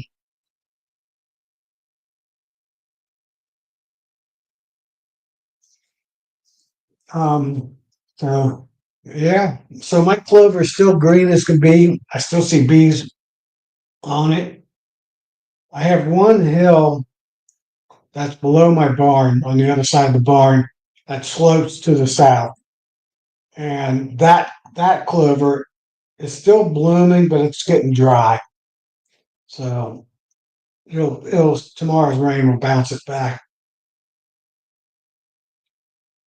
Like late tonight rain, tomorrow's rain, and clover will be rocking. So just now, this past week, I'd say we've been into a dearth, but I can't really say people in Ohio Valley has a dearth because there's always something blooming where I live. It's just not enough for them to store honey. It's enough to keep them going. I'm lucky in that aspect. There's a website that rates your area, and spring is way up there. Summer was good, and fall was good in my area. So with flowers blooming, most of the time fall's only good for pollen though. Get a little drink while I was talking. So this year it's going to be my first year since 2018. We've never 18. We've never had a fall flow. So I think this year will be the year. And we've had the spotted lanternfly here now. Comes in the news every year, the last 3 years, and I still have not seen one around my neighborhood. I saw two at my brother's farm down in um, southeast Indiana last year, but that was it. Sorry about that. So I don't think I get any of that honeydew honey, or it's very little, not enough to count on it around here. I think I live all within 7 miles of me, farthest 7 miles, are three forests. And there's woods, my woods in my backyard and the other side of this private driveway, me, they all connect to two of the three forests. And just with a few streets in between, they connect to the other forest. And there's just so many. It's just so wooded around my area. That's how it is. It's hilly. It's really hilly. Steep little hills with with slate rocks sidings going down the side of it.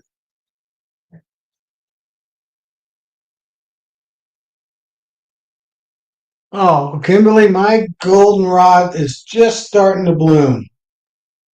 I have a lot. Well, in fact, my wife asked me today what that yellow flower was blooming, and I said that's goldenrod. It's early goldenrod blooming. And looked at the plants actually today when I was grilling hamburgers. Um, my goldenrod, excuse me, I shouldn't be tired. Hey, Chris, hope everything's going good. Hey, jump on here. You haven't been on in a long, long time. At least I haven't seen you on. Um, I think the goldenrod's going to be really, really, really good this year. And the esters, I see the plants growing. They all should be putting out nectar. Chicory was really, really on along the roads. A lot of um, chicory blooming.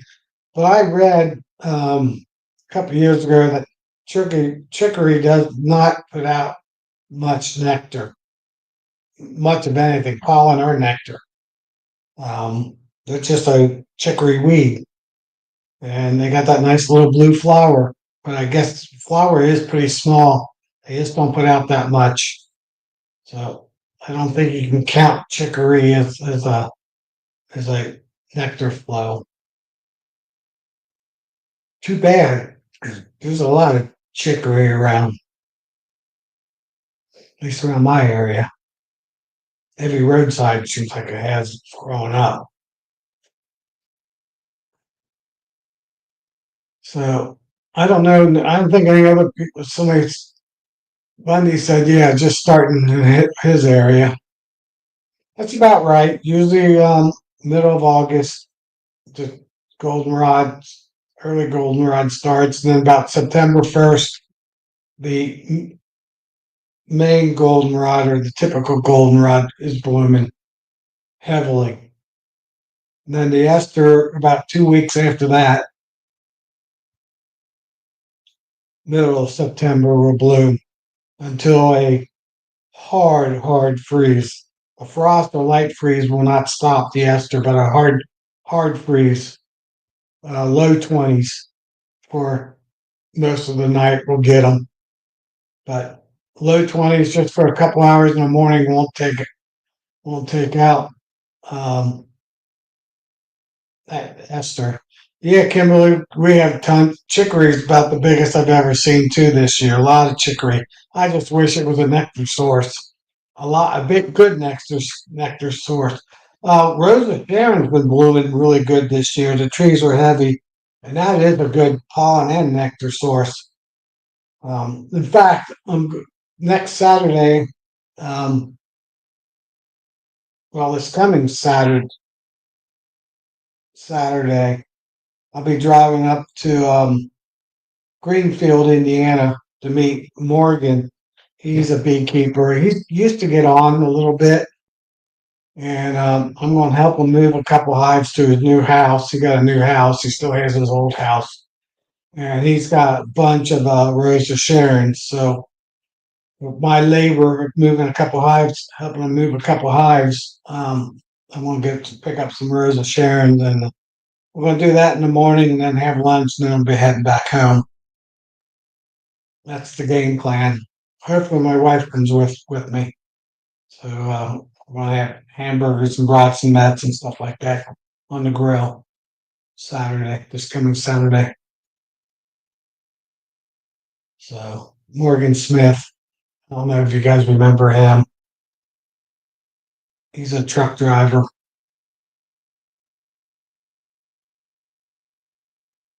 Yeah, I think you're right, Kimberly. And I got a little bit of yellow, not goldenrod, a short plant that's blooming yellow. I don't even know what it is.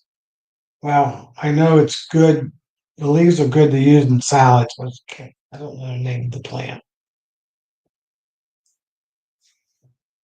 I don't really spray my yard anymore either because I don't want to kill the worms. I don't want to kill the beneficial insects on my property. So that's another thing I don't do either. I haven't sprayed in 8 years, 6, 7, 8 years. It's been a long time since I sprayed my yard, especially with a bug kill. I probably haven't. The only thing I do is go around my foundation with an ant killer to keep the spiders and ants getting into the house. That's all I do. It's right around the base of the foundation of the house. I do have a foundation on my house.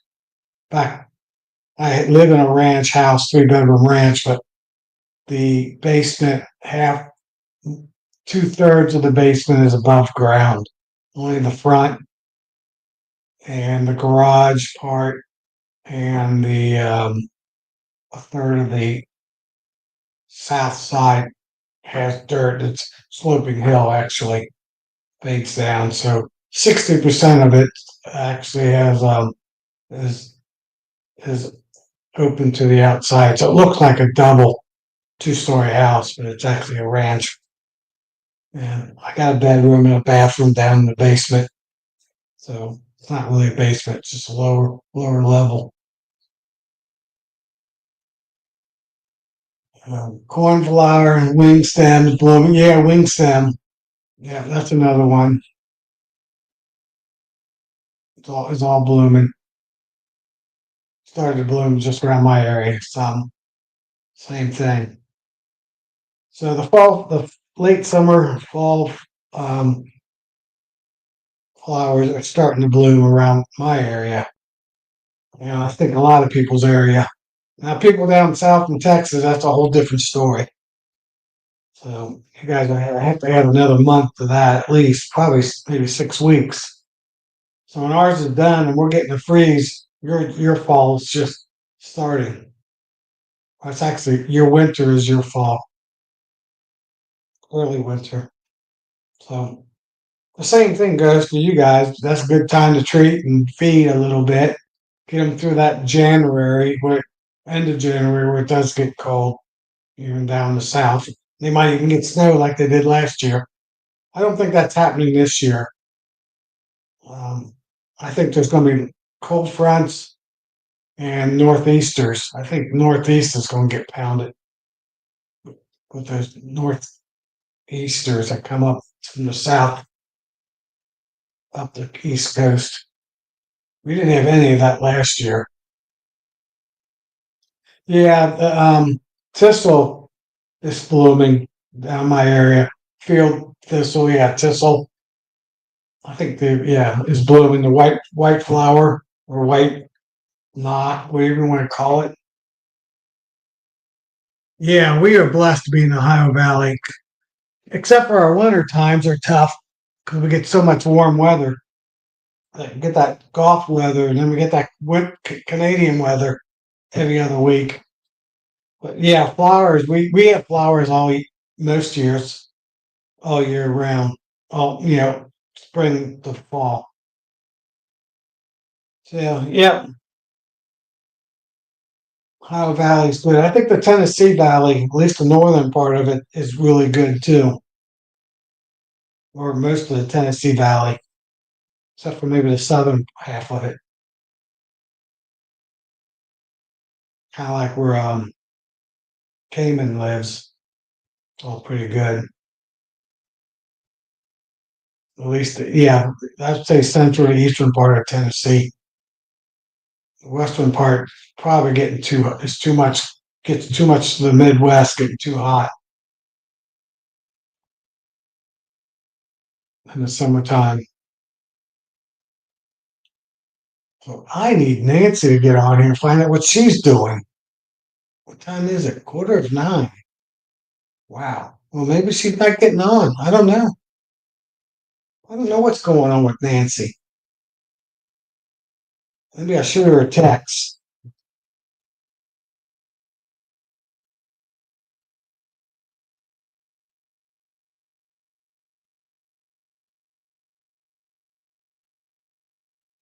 Hold on a second.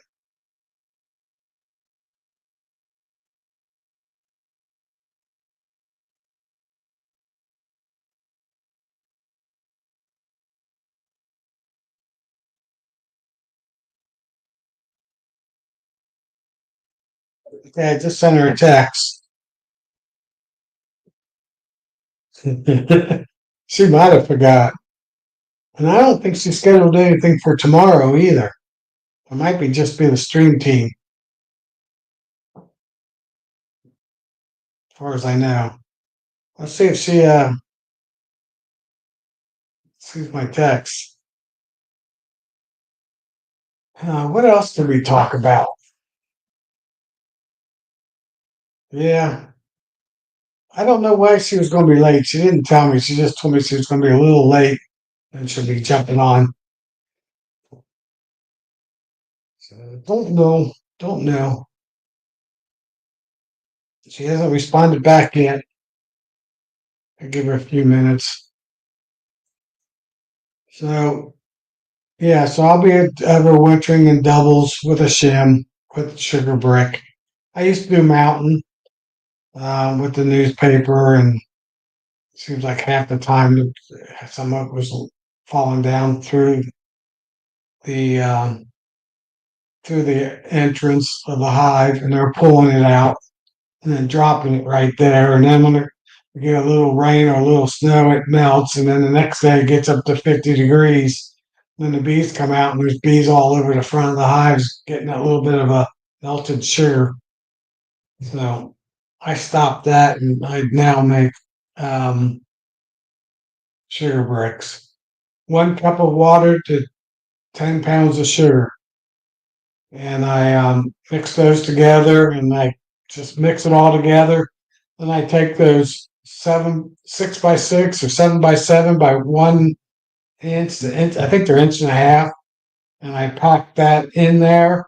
I pound it down with my fist so it's all tight, get all the little air pockets out of it. And then I do that in October, and we still have plenty of 70-degree days the first 2 weeks of October, and they'll be dry in a week. And I pop them out with the um, aluminum trays, and then I'll make. I think I have enough to make 15 or 18 of them. Then I'll make a second batch or a third batch, 3 batches. If it gets too cold and they get to the end, I put them in the. I got a pizza oven warmer that I use for warming my 5-gallon buckets in the winter time when I need to bottle, and if it's crystallized, and I'll just set that like at 150 degrees, and a day to 2 days later, it's all hard, dried up brick of sugar brick. Yeah, Dan, yeah, if you wait, but then I got to open the hive up and dump it all in there, and I try not to open my hive up as least amount as possible. That's one reason why I bucket feed, because I don't have to open the hives up. I try not to give my bees any stress, and I only go in. I only go in my bees once a year. In that April, 1st of April time, I'll go into every hive, verify the queens are good and all that. Um, actually, oh yeah, on my 6x6 and on my horizontal hives, those are all spring or summer solstice queens. And I have 20 of those, 18, 20 of those, 20, oh, 18 this year, maybe 20, and 21. And I'll take the queen out of each one of my production hives, which are behind me, and I'll make a 4-frame split, a nuke with that queen, and sell her. And that's the only time I get into that hive, bottom box of that hive. Then I go into my um, 6x6 hives, overwinter hives that are over here, or my horizontal hives that are back there, and I take 4 frames, that queen, which is a new queen, or summer solstice queen of last year, and I'll put her into my production hive. So I just do a 4-frame swap, basically. And usually right around the 1st of April, I'm grafting. And I'll plan that out to be like 1 week after I graft. And I can do that nuke. And then another week later, those queens will be emerging out. And I'll reintroduce virgin queens into my 6x6 hives. And that's how I replace my production queens every year. I use those hives. And then that way, at the end of April, I'm selling my first set of nukes. And then at the end of May, I'm selling my second frame of nukes just out of my 6x6, my 12 6x6 hives. And then I will do that one more time in June on some of them. But that's when I start doing my summer solstice. I'll start grafting the 1st of June and start replacing the queens and all those. And that's what I'm doing. I got 2 hives left that don't have queens. This year I didn't do enough extra ones for the ones that didn't make it. Well, I did. I sold them. I had 3 extra queens and now I'm short for next year. I'm not really short. I just like to have queens in every one of them.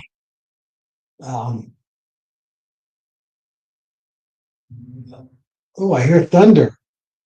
Hoo-hoo. Maybe it's going to rain tonight. I just heard some thunder. I'm going to check radar. I don't need to check it. It's coming. So that's how I requeen my production hives every year. And then I'll close them, I'll move the queen over from my nukes, my 12-frame nukes, into my production hive. I'll put the deep back on them. I'll put the queen excluder on them, and then I start putting the honey boxes, medium supers on. And then when I pull the supers off, I'll do a check on the hives. I might pop a frame or pull one frame out, like I said earlier. But mostly I just look down in the bottom box to make sure everything's okay. Look at the health of the bees. Oh, she did forget. She's in bed and half asleep. I told her okay. So Nancy won't be getting on. She must have to be tired. So yeah, so when I pull the honey back off, I do an inspection. And like hive number 10, I totally tore down. Hive number 3, which is my monster hive, I moved a couple of frames out. That's actually, I used for splits, I used a couple of frames and it's still back out big again. She's my best hive. She makes it over winter. Her and hive 3 and hive number 16 will be my grafting hives next year. That hive number 16 is one of Corey Stevens' VSH queens. And that hive really rocked. Out of the 5, 16 is the best one. 16, 15, 14, 13, and 12. 13's good too, but 16's the best. She's a semi-dark queen too, a lot of lightning, so we're getting a good storm coming. Those will be my 2 hives I graft from as of right now. Hive number 2 is also a candidate, so 3, 16, and 2 I already got documented from my check that I did 2 weeks ago when I pulled the last of the honey off. It's raining. It's already raining. Woohoo! So the rain came early.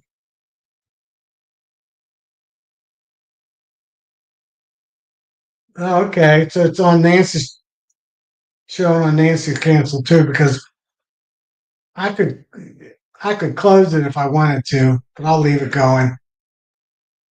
Yeah, it's moving in, Rick. It's still raining. It sounds like from my roof, it's coming down pretty hard. Big droplets. Let me check radar real quick.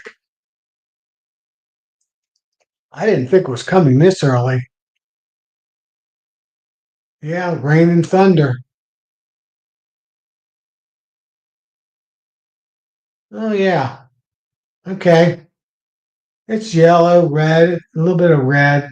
It's just heavy rain, a little bit of thunder.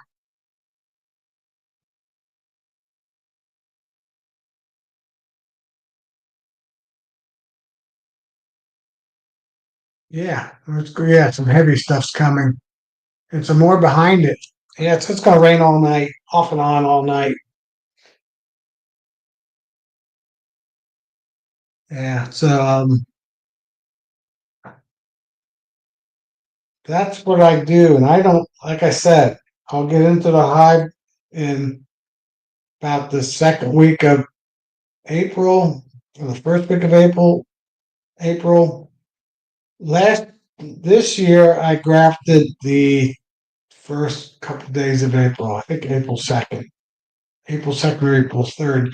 Year before that, we were extremely warm, and I grafted like the third week of March. I want to say the 26th of March. No, it was early, 22nd of March. The year before that, I grafted the 28th of March. So I usually graft the last week of March to the first week of April, and then I'll pull my nukes out of all my honey production hives um, a week to 10 days after that.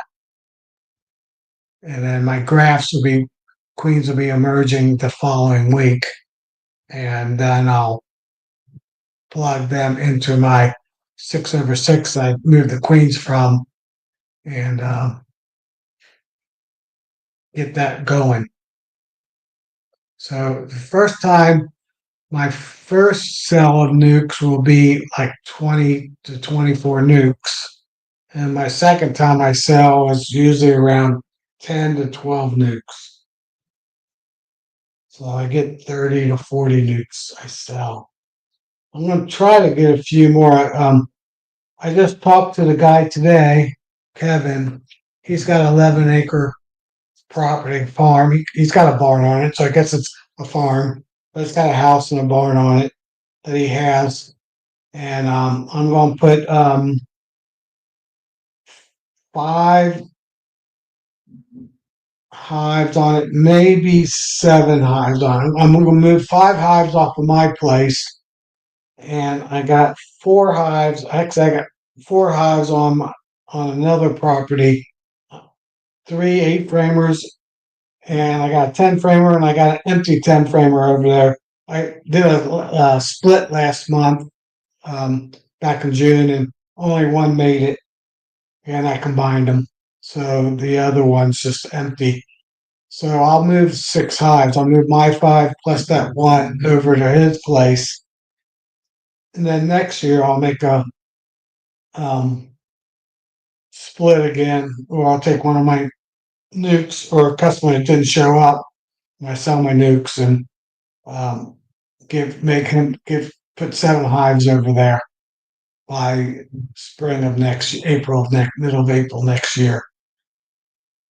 So I'll have 18 production hives on my place, 7 resource hives, which are slash nuke, that'll be selling nukes out of, and resource hives to make sure all my production hives are good. And then I'll have my 12 6/6 mating nukes. And I have a few other little 4-frame boxes, a 6-frame box, and I have 2 of the Man Lakes 3x3 deep boxes that I can do 3-frame splits in. So that's what I'll be doing. That's my setup. That's my gig. So I have 18 hives here. My second place, I'll have my 3 8-framers, and I'll just keep it that way. They're close to a farm. This is when I learned that I could be a no-tree beekeeper. Those 3 hives I got, well, now it's 4 hives, I got over west of me near Indiana. There's 2 rivers, the Great Miami River and the Whitewater River, that run down into the Ohio River right there. And there's probably, I don't know, half mile between them. They come in close, but they keep spreading out. And it's flat, and it's all farmland. And they're only a quarter to a half mile from my hives, and it's probably 80% corn, and then 20 to 40% soybean. And the closer part of it, that's close to my hives, is usually soybean. And I learned that those hives there are half of my hives where I have no farmers. So 2 years ago, well, we had that Sterling leak 2 years ago down on the river, and that killed the hives. So I rebuilt. Hey, Todd, good to see you. Good to see you being on. Um, so I've had nothing but trouble down there with farmers spraying, and I can definitely in the springtime. I cannot tell the difference between my hives and that second property where it's by a farm. But by now, after the crops are about done and they're about ready to harvest, there is a significant difference between the hives. In fact, a couple of years ago, I had half my hives dead or near dead. Had the queen, but the hives were so small they couldn't make it through winter. So I really am against having hives near farmers. Now, if I could know the farmer and get him not to spray so much, but he's one of those ones that goes edge to edge of the property. He has no natural fence line or anything like that, and he sprays at least 3 times a year, maybe 4 times a year. He does a early treatment. I don't know what that's for, but he puts something down. So this next third property I got, it'll be all woods again, people's subdivisions and woods. So there won't be near as many chemicals, and those hives should be healthy. I'll just keep those 3 8-framers over there, and then I'm going to build my stand to handle 10 hives. So I might move my 2 Apamay hives over to the other property too. So that would make 5, 6, 7, 8, 9 hives. So probably by spring I'll have 9 hives over there, 3 hives in my other place, and I'll have 16 hives at my place, plus the 7 resource hives that I'll use to support all the other properties' hives. So I'll probably at Nabby buy a hive butler just so I can put frames in them. I actually, yeah, put frames in them because all my swarm traps are being used. Actually, I can make another swarm trap and make a hive butler basically. So I might do that. Make one out of the 19 gallon. In fact, I probably used one of my swarm traps. That's another thing I'm going to change. I'm going to put 4 swarm traps at my brother's farm to catch Amish nutrient hives. I'm gonna put one at my friend just because he's my friend and he likes me putting a swarm trap on his property every year. I wasn't gonna do it this year and he called me, he goes, "You gonna put one on there?" And I said, "Yeah, I'll be down." And then I have another landscaper that's by another farmer that doesn't treat and another beekeeper, not farmer. And I got a trap about a mile away from him. And I'll put one or 2 traps there, and that'll be it. So it'll be 7 traps. I have 9 traps, so I'll convert one of my traps to a hive butler type trap, so I can put bees with frames in it, and then transport them. I'll just have to close the entrance because I cut into it. No big deal. Put duct tape on the inside and the outside, and be good to go. Hey, Philip and Brad, Tiny Creek.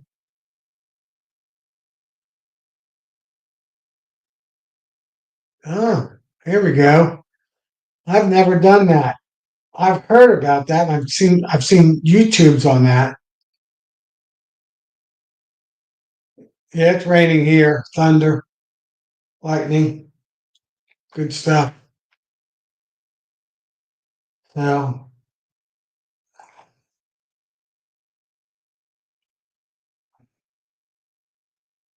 so I'm hoping to have a little more diversity. So I'll end up with 16 hives here, 7 resource hives, 12, 12 frame nukes, 606, and a few other, split type boxes, 4 framers, 6 framers that I've made over the years. 9 hives on my third property and 3 hives on my second property. That's going to be my forever setup until I get old enough that that would be too much. And then I'll get rid of my 3 8-framers. And eventually I'll cut down the 9 frames on my third property and just run hives on my property. That's what I foresee doing 10, 15 years from now. Then it would just be how many hives I have on my property. So that's the future, and that's my future plans. If I'm around still, you never know. Never know.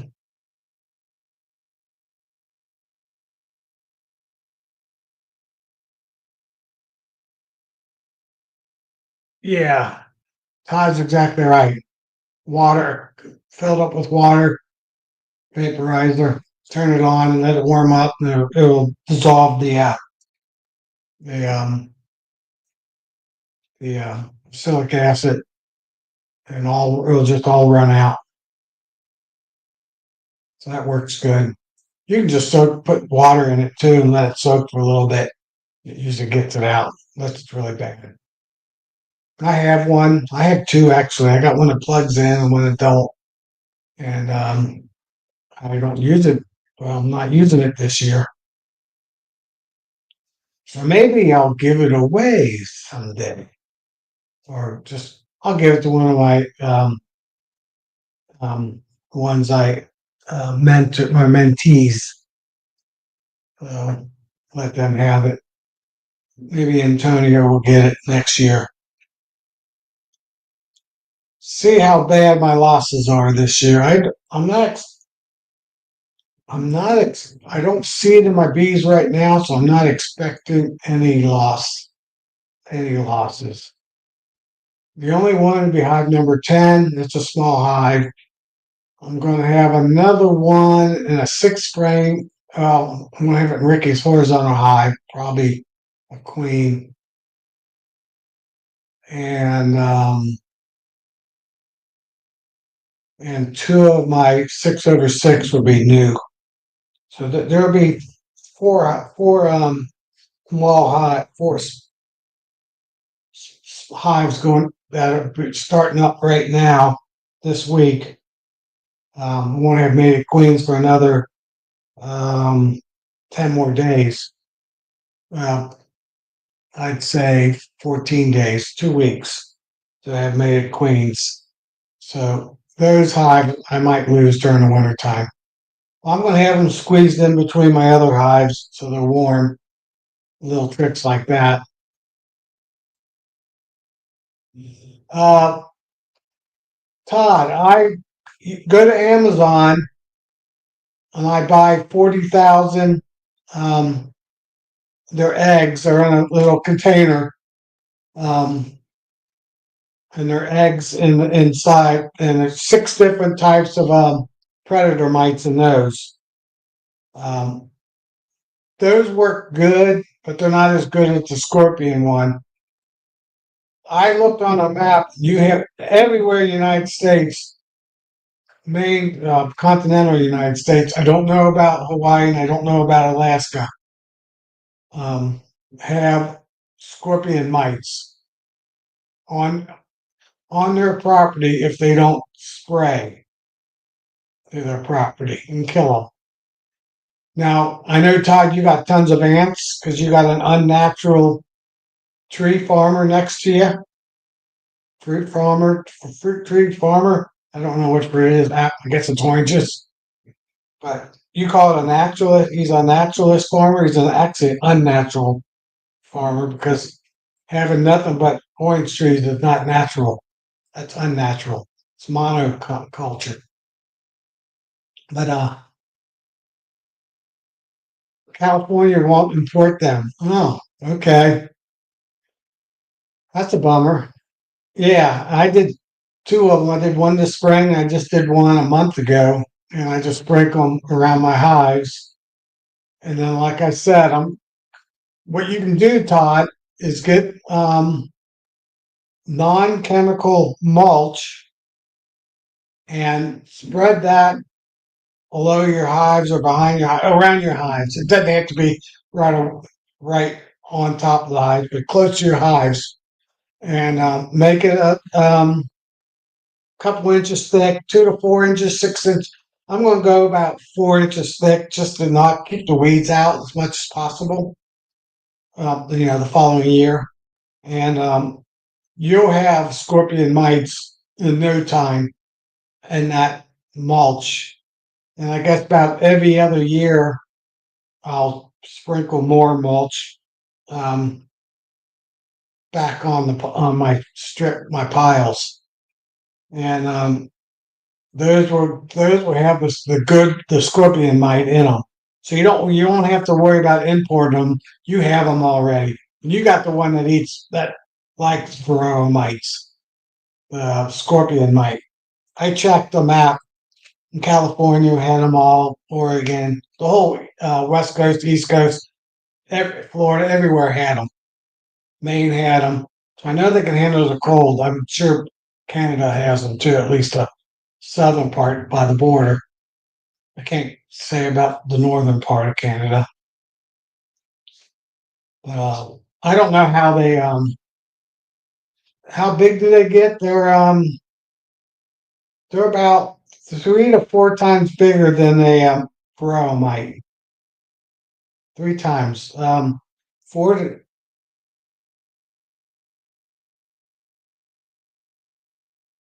oh shoot, they get you can see them. They get their bodies is about two sides of a varroa mite, but their big claws like a lobster, like a scorpion. Claws are like twice, 2.5 times their body. So they look like they're pretty big, but their body's not real big. I don't put them in my hive. I just let them crawl in the hives. And I watched the study. I think the guy had to translate it. It was an English YouTuber, and he was translating a German YouTuber video. And he showed them the bees, letting them walk right into the hive and actually escorting them into the hive. The bees know that the scorpion mite is a predator mite, and they coexist together, honeybees and scorpion mites. From what this uh, England, European YouTube was talking about. This was like 2 years ago. So yeah, Ontario, yep, yeah. I knew they're up, and I think my guess is they're even in at least Hawaii. I don't know about Alaska because Alaska is really cold, but maybe down in the all the island area, they probably have them too. I didn't look that far. I just saw the continental United States. It didn't show Canada either because it was you know how that is. But yeah, so I'm promoting as much as possible um, uh, that my wood piles is real good. The bark piles works real good, and stuff like that. So I have a bunch of wood piles. My son, God bless him, when he was in his early 20s, he would bring home whole truckloads of firewood. He brought in so much, there's no way I could burn it all. He wanted to have some big bonfires on the property on the top of the field up here where I got the bees. And I think he did it once and that was it. So I got piles and piles of half rotten now logs of firewood that I probably should have sold, but I never did. But I'm sure they're loaded with the predator mites.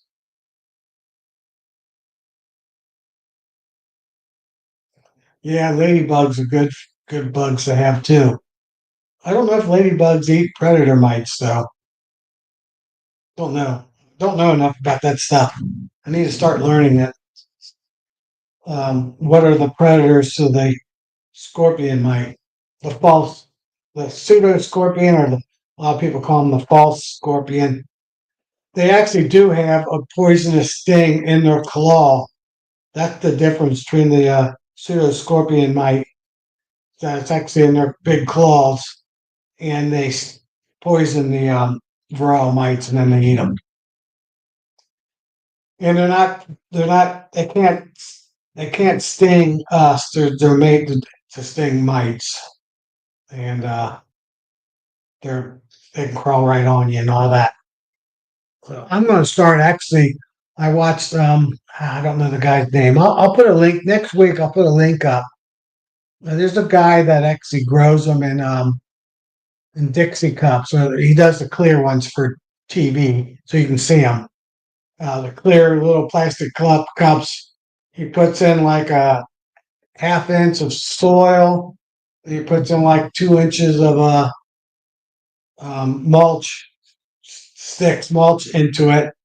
And then he puts a few scorpion mites in it, and they lay eggs. And there's a whole bunch of little ones growing. So I might be doing that next year too. Um, so yeah, all the videos I watched about growing your own, propagating your own cereal scorpion mite suggested using wood chips. So I think wood chips is the perfect solution. So I'm just going to throw it on the ground and cover up in front of all my hives. And like I said, I'm going to put it like 4 inches thick and probably about a foot to 2 feet wide. Um,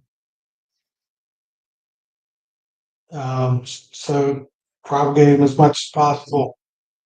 And like I said, I started I started doing this not to become treatment free, but I wanted VHS queens at first. So 5 years ago, I bought three queens. And then I think the year after that, I bought one. The year after that, I bought one. And the year after that, I didn't buy any. Then I bought, and those were from two different suppliers, VHS suppliers. And then I bought five of them here just this year from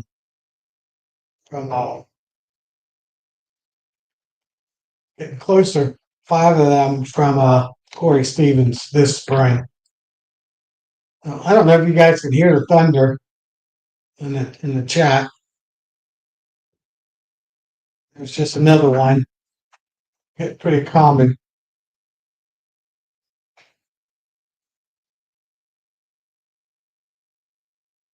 So yeah, Todd. So you can do that. Put some wood chips around your hives.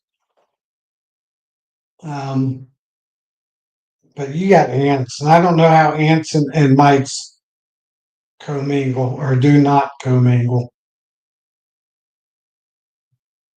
I think any hard Joey. I don't think pine might not work. He didn't say those videos just said wood chips, but they look like the ones he put in there look like they're hardwood chips. Look like they're maple trees and stuff like that. Little chips in there. So yeah, so supposedly they're extremely common everywhere in the United States. But if you spray your yard, spray your hives with killer stuff, you're not going to have them. So I went last 2 years. I only did acrylic acid vapor, and last year I only did it to 2 months in the wintertime, and now I'm not doing it at all. 4 years ago, I had a really, really bad Formic Pro experience. It was the third week of August. I was just like Charlie does all the time, waiting for the forecast. Cold front came through. It was supposed to be a high of only 80, 82. Third day was 84, and then the fourth day was like 86, and then it was warm. So we had 3 days, 85, 86, and lower. Perfect. I went in all hives. I put two strips in because I knew I'd get through the 3 days of flash. Well, that first day it did. It got up to like 83 degrees. Next day it got up to 87 degrees. The next day it was 90 degrees. And it fried all but maybe three of my hives. And those hives were damaged so bad. The queen was alive that I just had to nurture them through winter. And I told myself, I am not ever using Formic Pro again because I cannot trust the weatherman. And the only way I could use it in my area is I'd have to wait till September, middle of September, before I could treat, or the first, even at any time in September. And I do not want to be stressing out the bees in September. I mean, September is the most critical month of the queen, and your bees survive in wintertime. So the last thing I want to do is put stress on the bees. So I decided I'm not doing fall treatments anymore or spring, summer treatments anymore because I'm a strong believer that stress on the bees is the number one killer of bees. And I think chemicals is number one, moving hives is number two, and so on some hives with some queen genetics, mites is number three. But I think treating mites can be also number three. So if you're doing two of those three or all three of those three, like commercial beekeepers are doing, they got dead hives. They got problems. Yeah, and I've learned now, Todd, to freeze it before application. Helps a lot, at least the flash that first day. So apricot is a better choice for my area. But I decided after what I learned about my hives, one being by a farm and the other one not by a farm, that I think farmers and their chemicals has a lot to do with mites in your hive. I have no way of proving it. I've never seen a report of it, and I don't think anybody would ever put. If there was somebody put a report on that, I'd have to go on Rumble or some other video content site because YouTube would delete it. Because anything that would hurt the farmers or hurt the chemical industry, they would take off YouTube.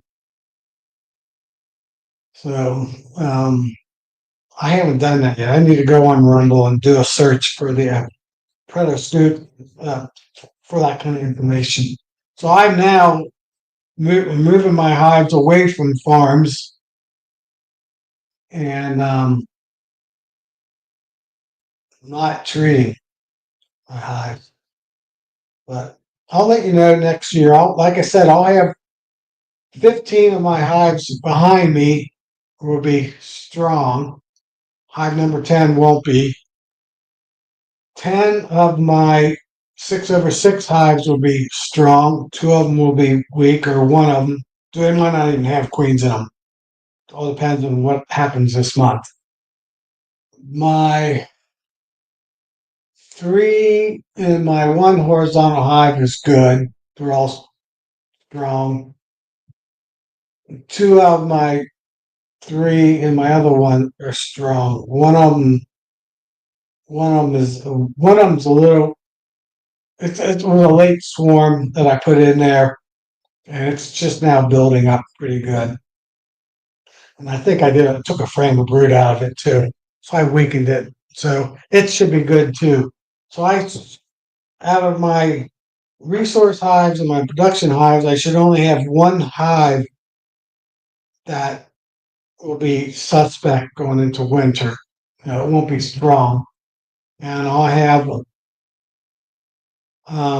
my 6/6s. They're not strong yet, but they should be strong by October. So I would count 10 of those in there, at least 8 of them. A couple of them are. I don't think the queens are good. I don't know yet. It's too early.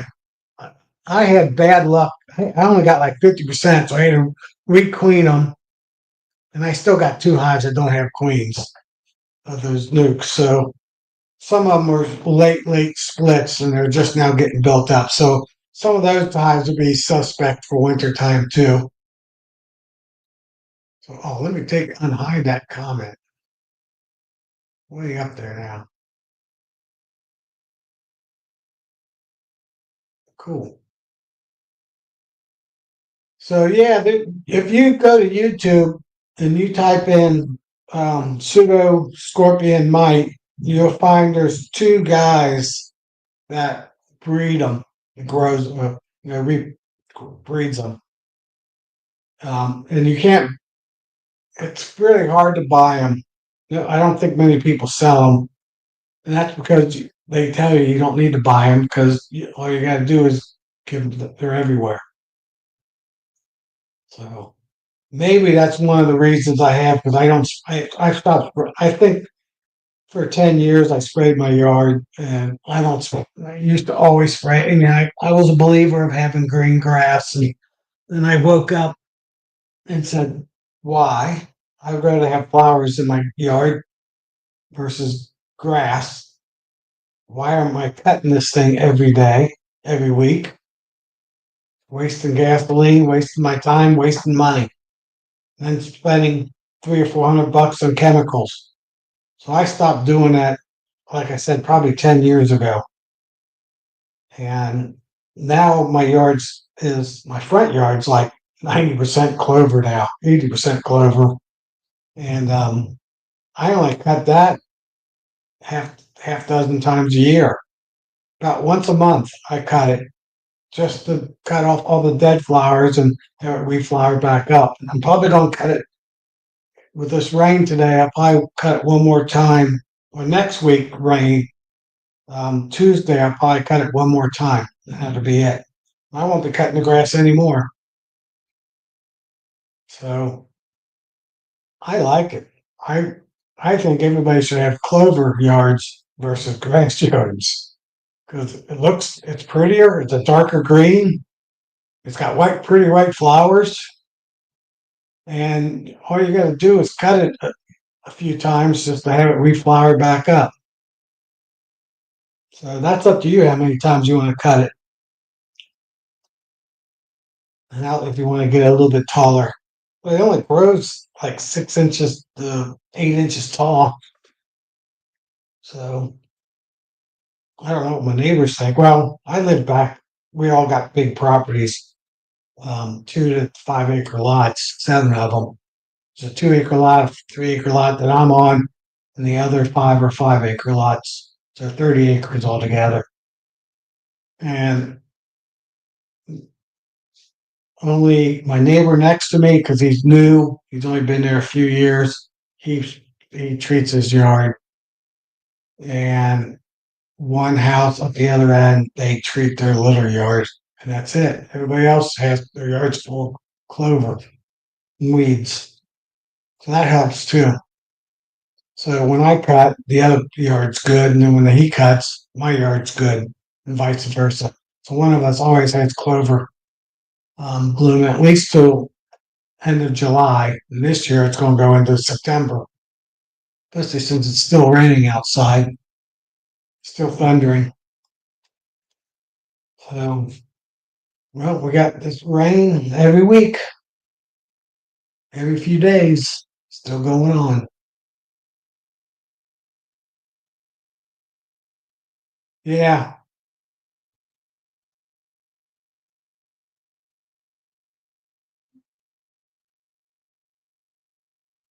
Brian, my hives were healthy.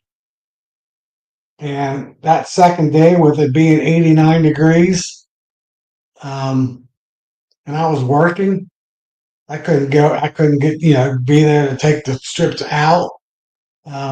Killed them. Hey, Sarah.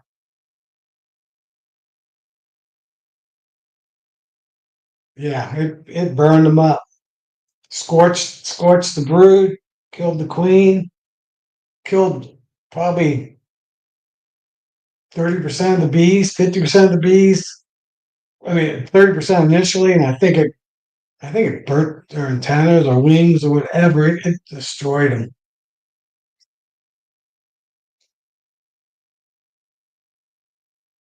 Yeah, I do the same thing, Sarah.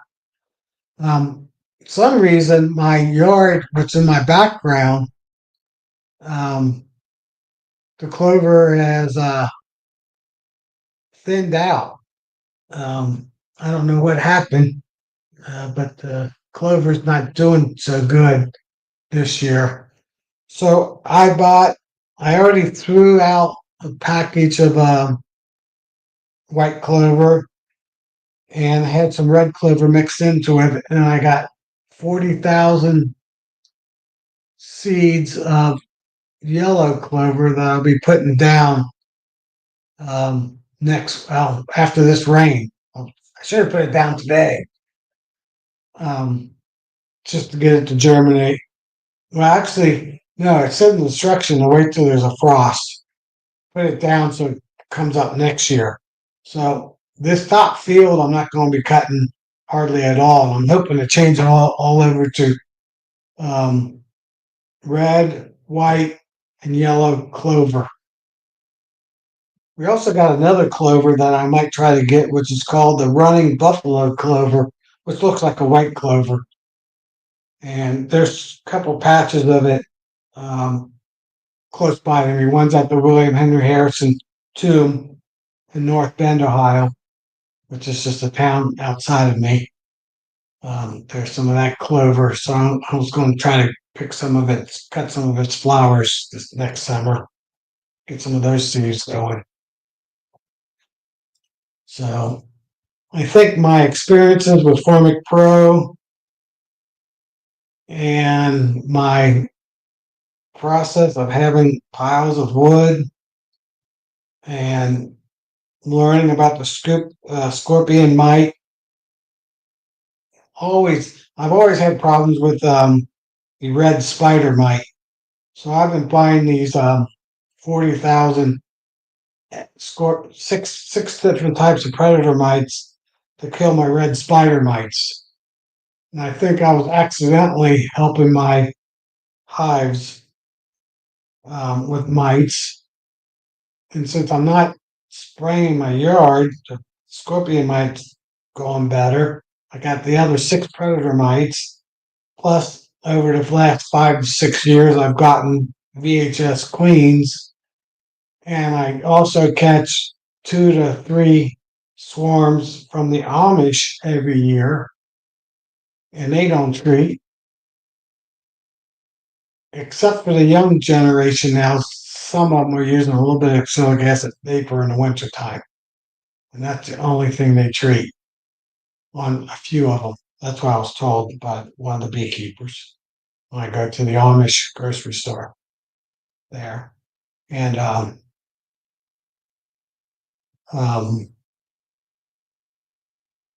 I think between genetics, between the Amish and the VHS and the mites, predator mites, I have a solution. Will it work for everybody? I don't know. And I do think farms are a problem. Farmers are a problem. We need to be more like Canada in that aspect where they work with the beekeepers, just not to spray so much. But that's a whole nother subject. Yeah. So, yeah, Sarah, good point. I'm going to do it probably in December. Let snow, when it snows, push the seeds into the ground just a little bit. Yeah, and then when it freezes and thaws out in this late winter, let the seeds get into the ground. That's my game plan. So I'll wait till we have a freeze, and then which will be November. So probably around sometime in November and December, I'll throw the seeds out. We don't get snow in November. We don't get snow until Christmas or after Christmas. We might get a snow here and there, but I think 1 out of 10 years we get a white Christmas. So all of our, yeah, red spider mites. They're the real little red mites. I have thousands of them. I mean, yeah, they're everywhere. I think they're called red spider mites.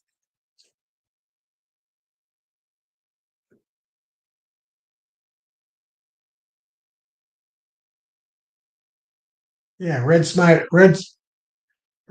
mite.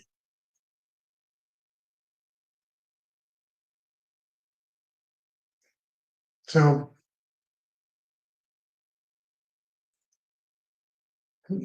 they're a mite. Somehow the west side of Cincinnati, actually even the east side, all of Cincinnati area is loaded with these little red mites in the springtime, early summertime.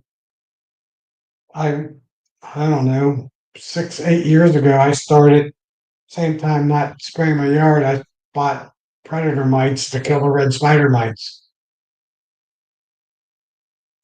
and I've never had issues with varroa mites on my property.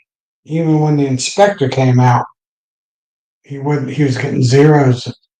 And one time, a couple years ago, he got one, and that was actually on one of my Russian. I've gotten some Russian queens too, genetics. The years I didn't buy VHS, I bought Russian queens. So um, that's probably another reason why. There's just been a whole lot of reasons why I don't need to treat.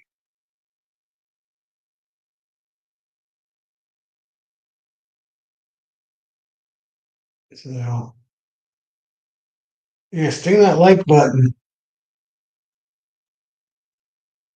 Let me see, what are we up to? I have to do a refresh on YouTube. Up to 26. And we got 20 watching right now. So that's good. Oh, yeah, that's a night bot. So, what time is it? 20 till 10. Oh, so I've been talking for over 2 hours, 2.5 hours, over 2 hours. So, anybody else want to talk about any other subjects? If not, I'll be shutting it down soon. Todd or James, Sarah, nice people who put comments out. Gary, hey Gary, I forgot to say hi to you too.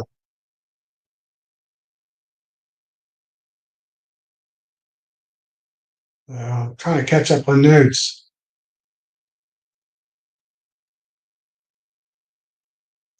Yeah. So everybody knows my honey pool this year wasn't very good. I did end up with 6 buckets, but I should have had over twice that. Um, hey Ricky, man, you on here later? I'm about ready to hop off because I'm just running out of subjects to talk about. Hopefully, I'll be putting a frame with cells that are on day 13, maybe 14, into the horizontal hive um, to get them a queen. I keep running into zero luck of that hive getting your horizontal hive, that purple one, a queen, and at least one of the 5 frame nuke in it. So I'll be doing that Thursday. They'll be getting one of the frames. If I have 3 frames of cells on 3 different frames, one frame will get moved into there. Right now, I got a QMP stick in them, so I don't have to worry about laying worker. So they think they have a queen. So Thursday morning, I'll take that out before I go into the hives to do all the check. That'll be the first thing I do. Take the QMP out. I'm actually going to throw it away because it's worn out. It's about shot. I'm on the last days of it. And hopefully this time it'll work. This will be the 3rd try, Ricky, getting a queen in that box. I've not had luck with that box. Don't know why. Well, I take queens out of it and then they don't make a new queen. It's like I have to quit doing that. I keep using it. Keep using it. It's too convenient where I got it. Just to open it up, pop the lid off, and get the queen. But yeah, this will be my last chance because by the end of the month, the drones will be really cutting down.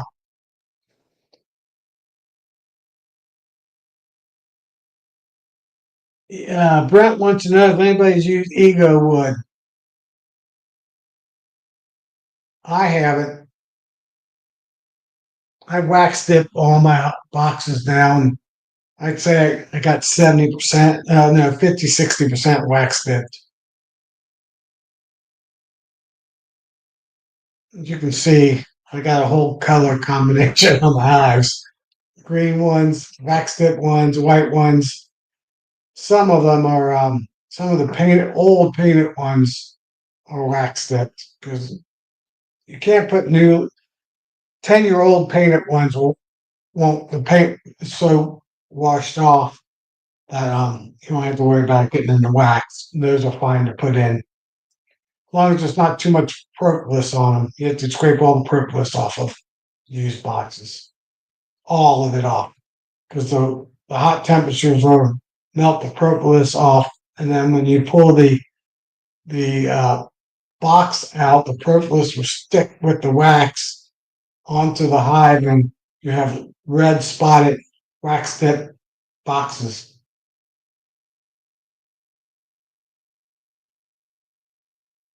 Yeah, easy resource hives. Yeah, they are, Ricky. I use it for mating queens. Um, I only do three of them. I do the outside one, the two outside ones, and the two in the center, just kind of center. Because I found out that the queen, I usually don't have, if I try to do all six of them, um, I don't have any luck getting all six of them because I think the entrances look too much the same and they're too close. And I don't want to close them off and put the entrance on the back. Um, I thought about putting the entrances on the two end ones on the side of the box, and then the two next to it I can put over to a little bit, and then the next one will be good. But I haven't done that. I'm just going to use it as it is. So I think, and I had the same problem. One time I had 24 3-frame nukes, 3/3, 6-frame nukes in my monster horizontal hive. And I noticed I only got queens in every other one, or it'd be a skip of two and then a queen. And then I realized I could hear piping from one hive to the next hive. And I think the bees were thinking they have a queen and they have a queen in their box and they kill it because they think they have another queen because there's piping going on. And I think they hear the piping from the other split. Um, so when they're had a few inches apart, then I didn't have that issue. And I think some of that goes on if you got them packed up really tight. Um, so yeah, so my first crown, James, I don't know what you mean on that.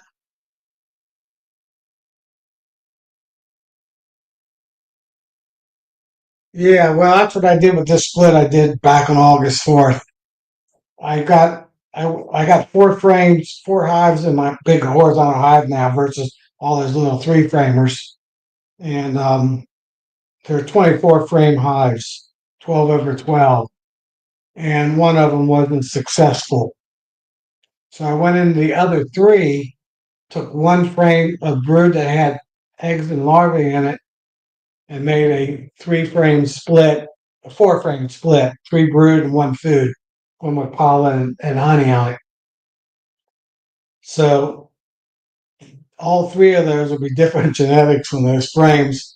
They should have drawn emergency swarms on all 3 frames since all three of them had eggs and larvae on them. At least that's what I'm hoping. And I'm going to pull all three of those frames out, make little 3-frame splits with them, and with those same 3 hives. I'm not sacrificing any other hives. These are my resource hives. And I'm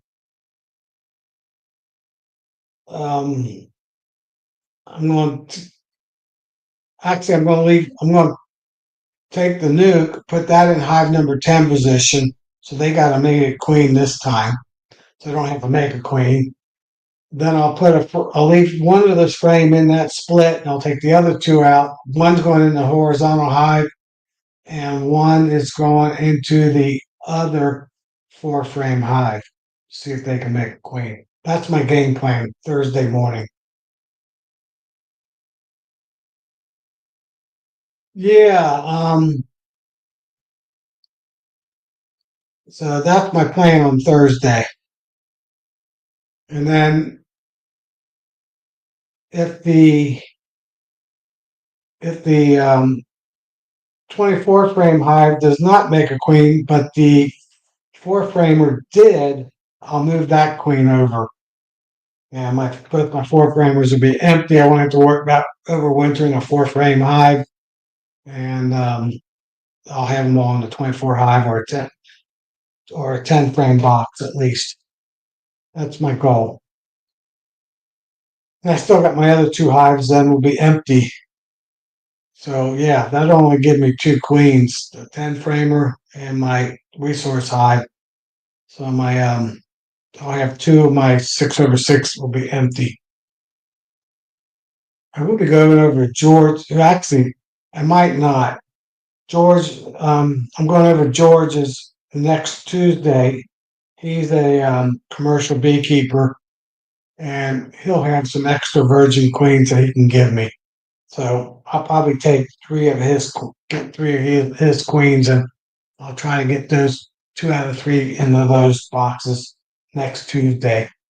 So I'll be wrapping it up. I know he's wrapping. He grafted one more time, so he'll have some extra queens. So yeah, I noticed that when I really noticed it on my 12 3 frame splits that were right, crossed right from each other. And I went high low on the entrances. And I could hear, when I got in there, I could hear piping from like all of them or half of them. And I'm going, oh, that's why I have issues with queens only being every other one or every fourth one. I bet you the bees are hearing that same piping, and they think they have 2 queens because they see a queen, they hear a queen, and they kill the queen, and then they don't have a queen.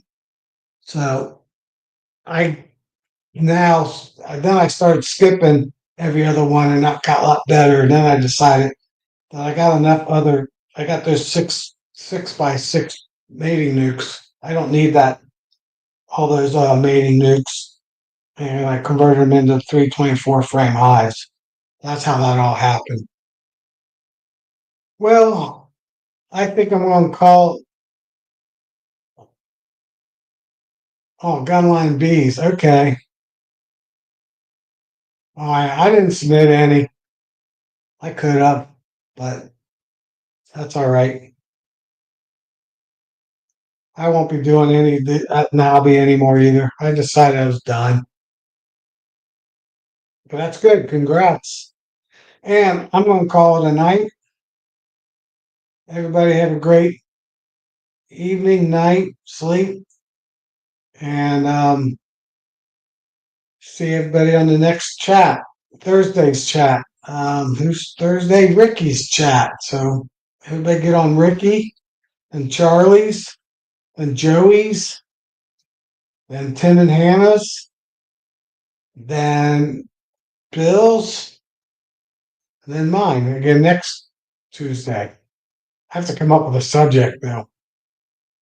So hopefully it'll be Nancy's turn to post it. So Nancy can come up with a subject.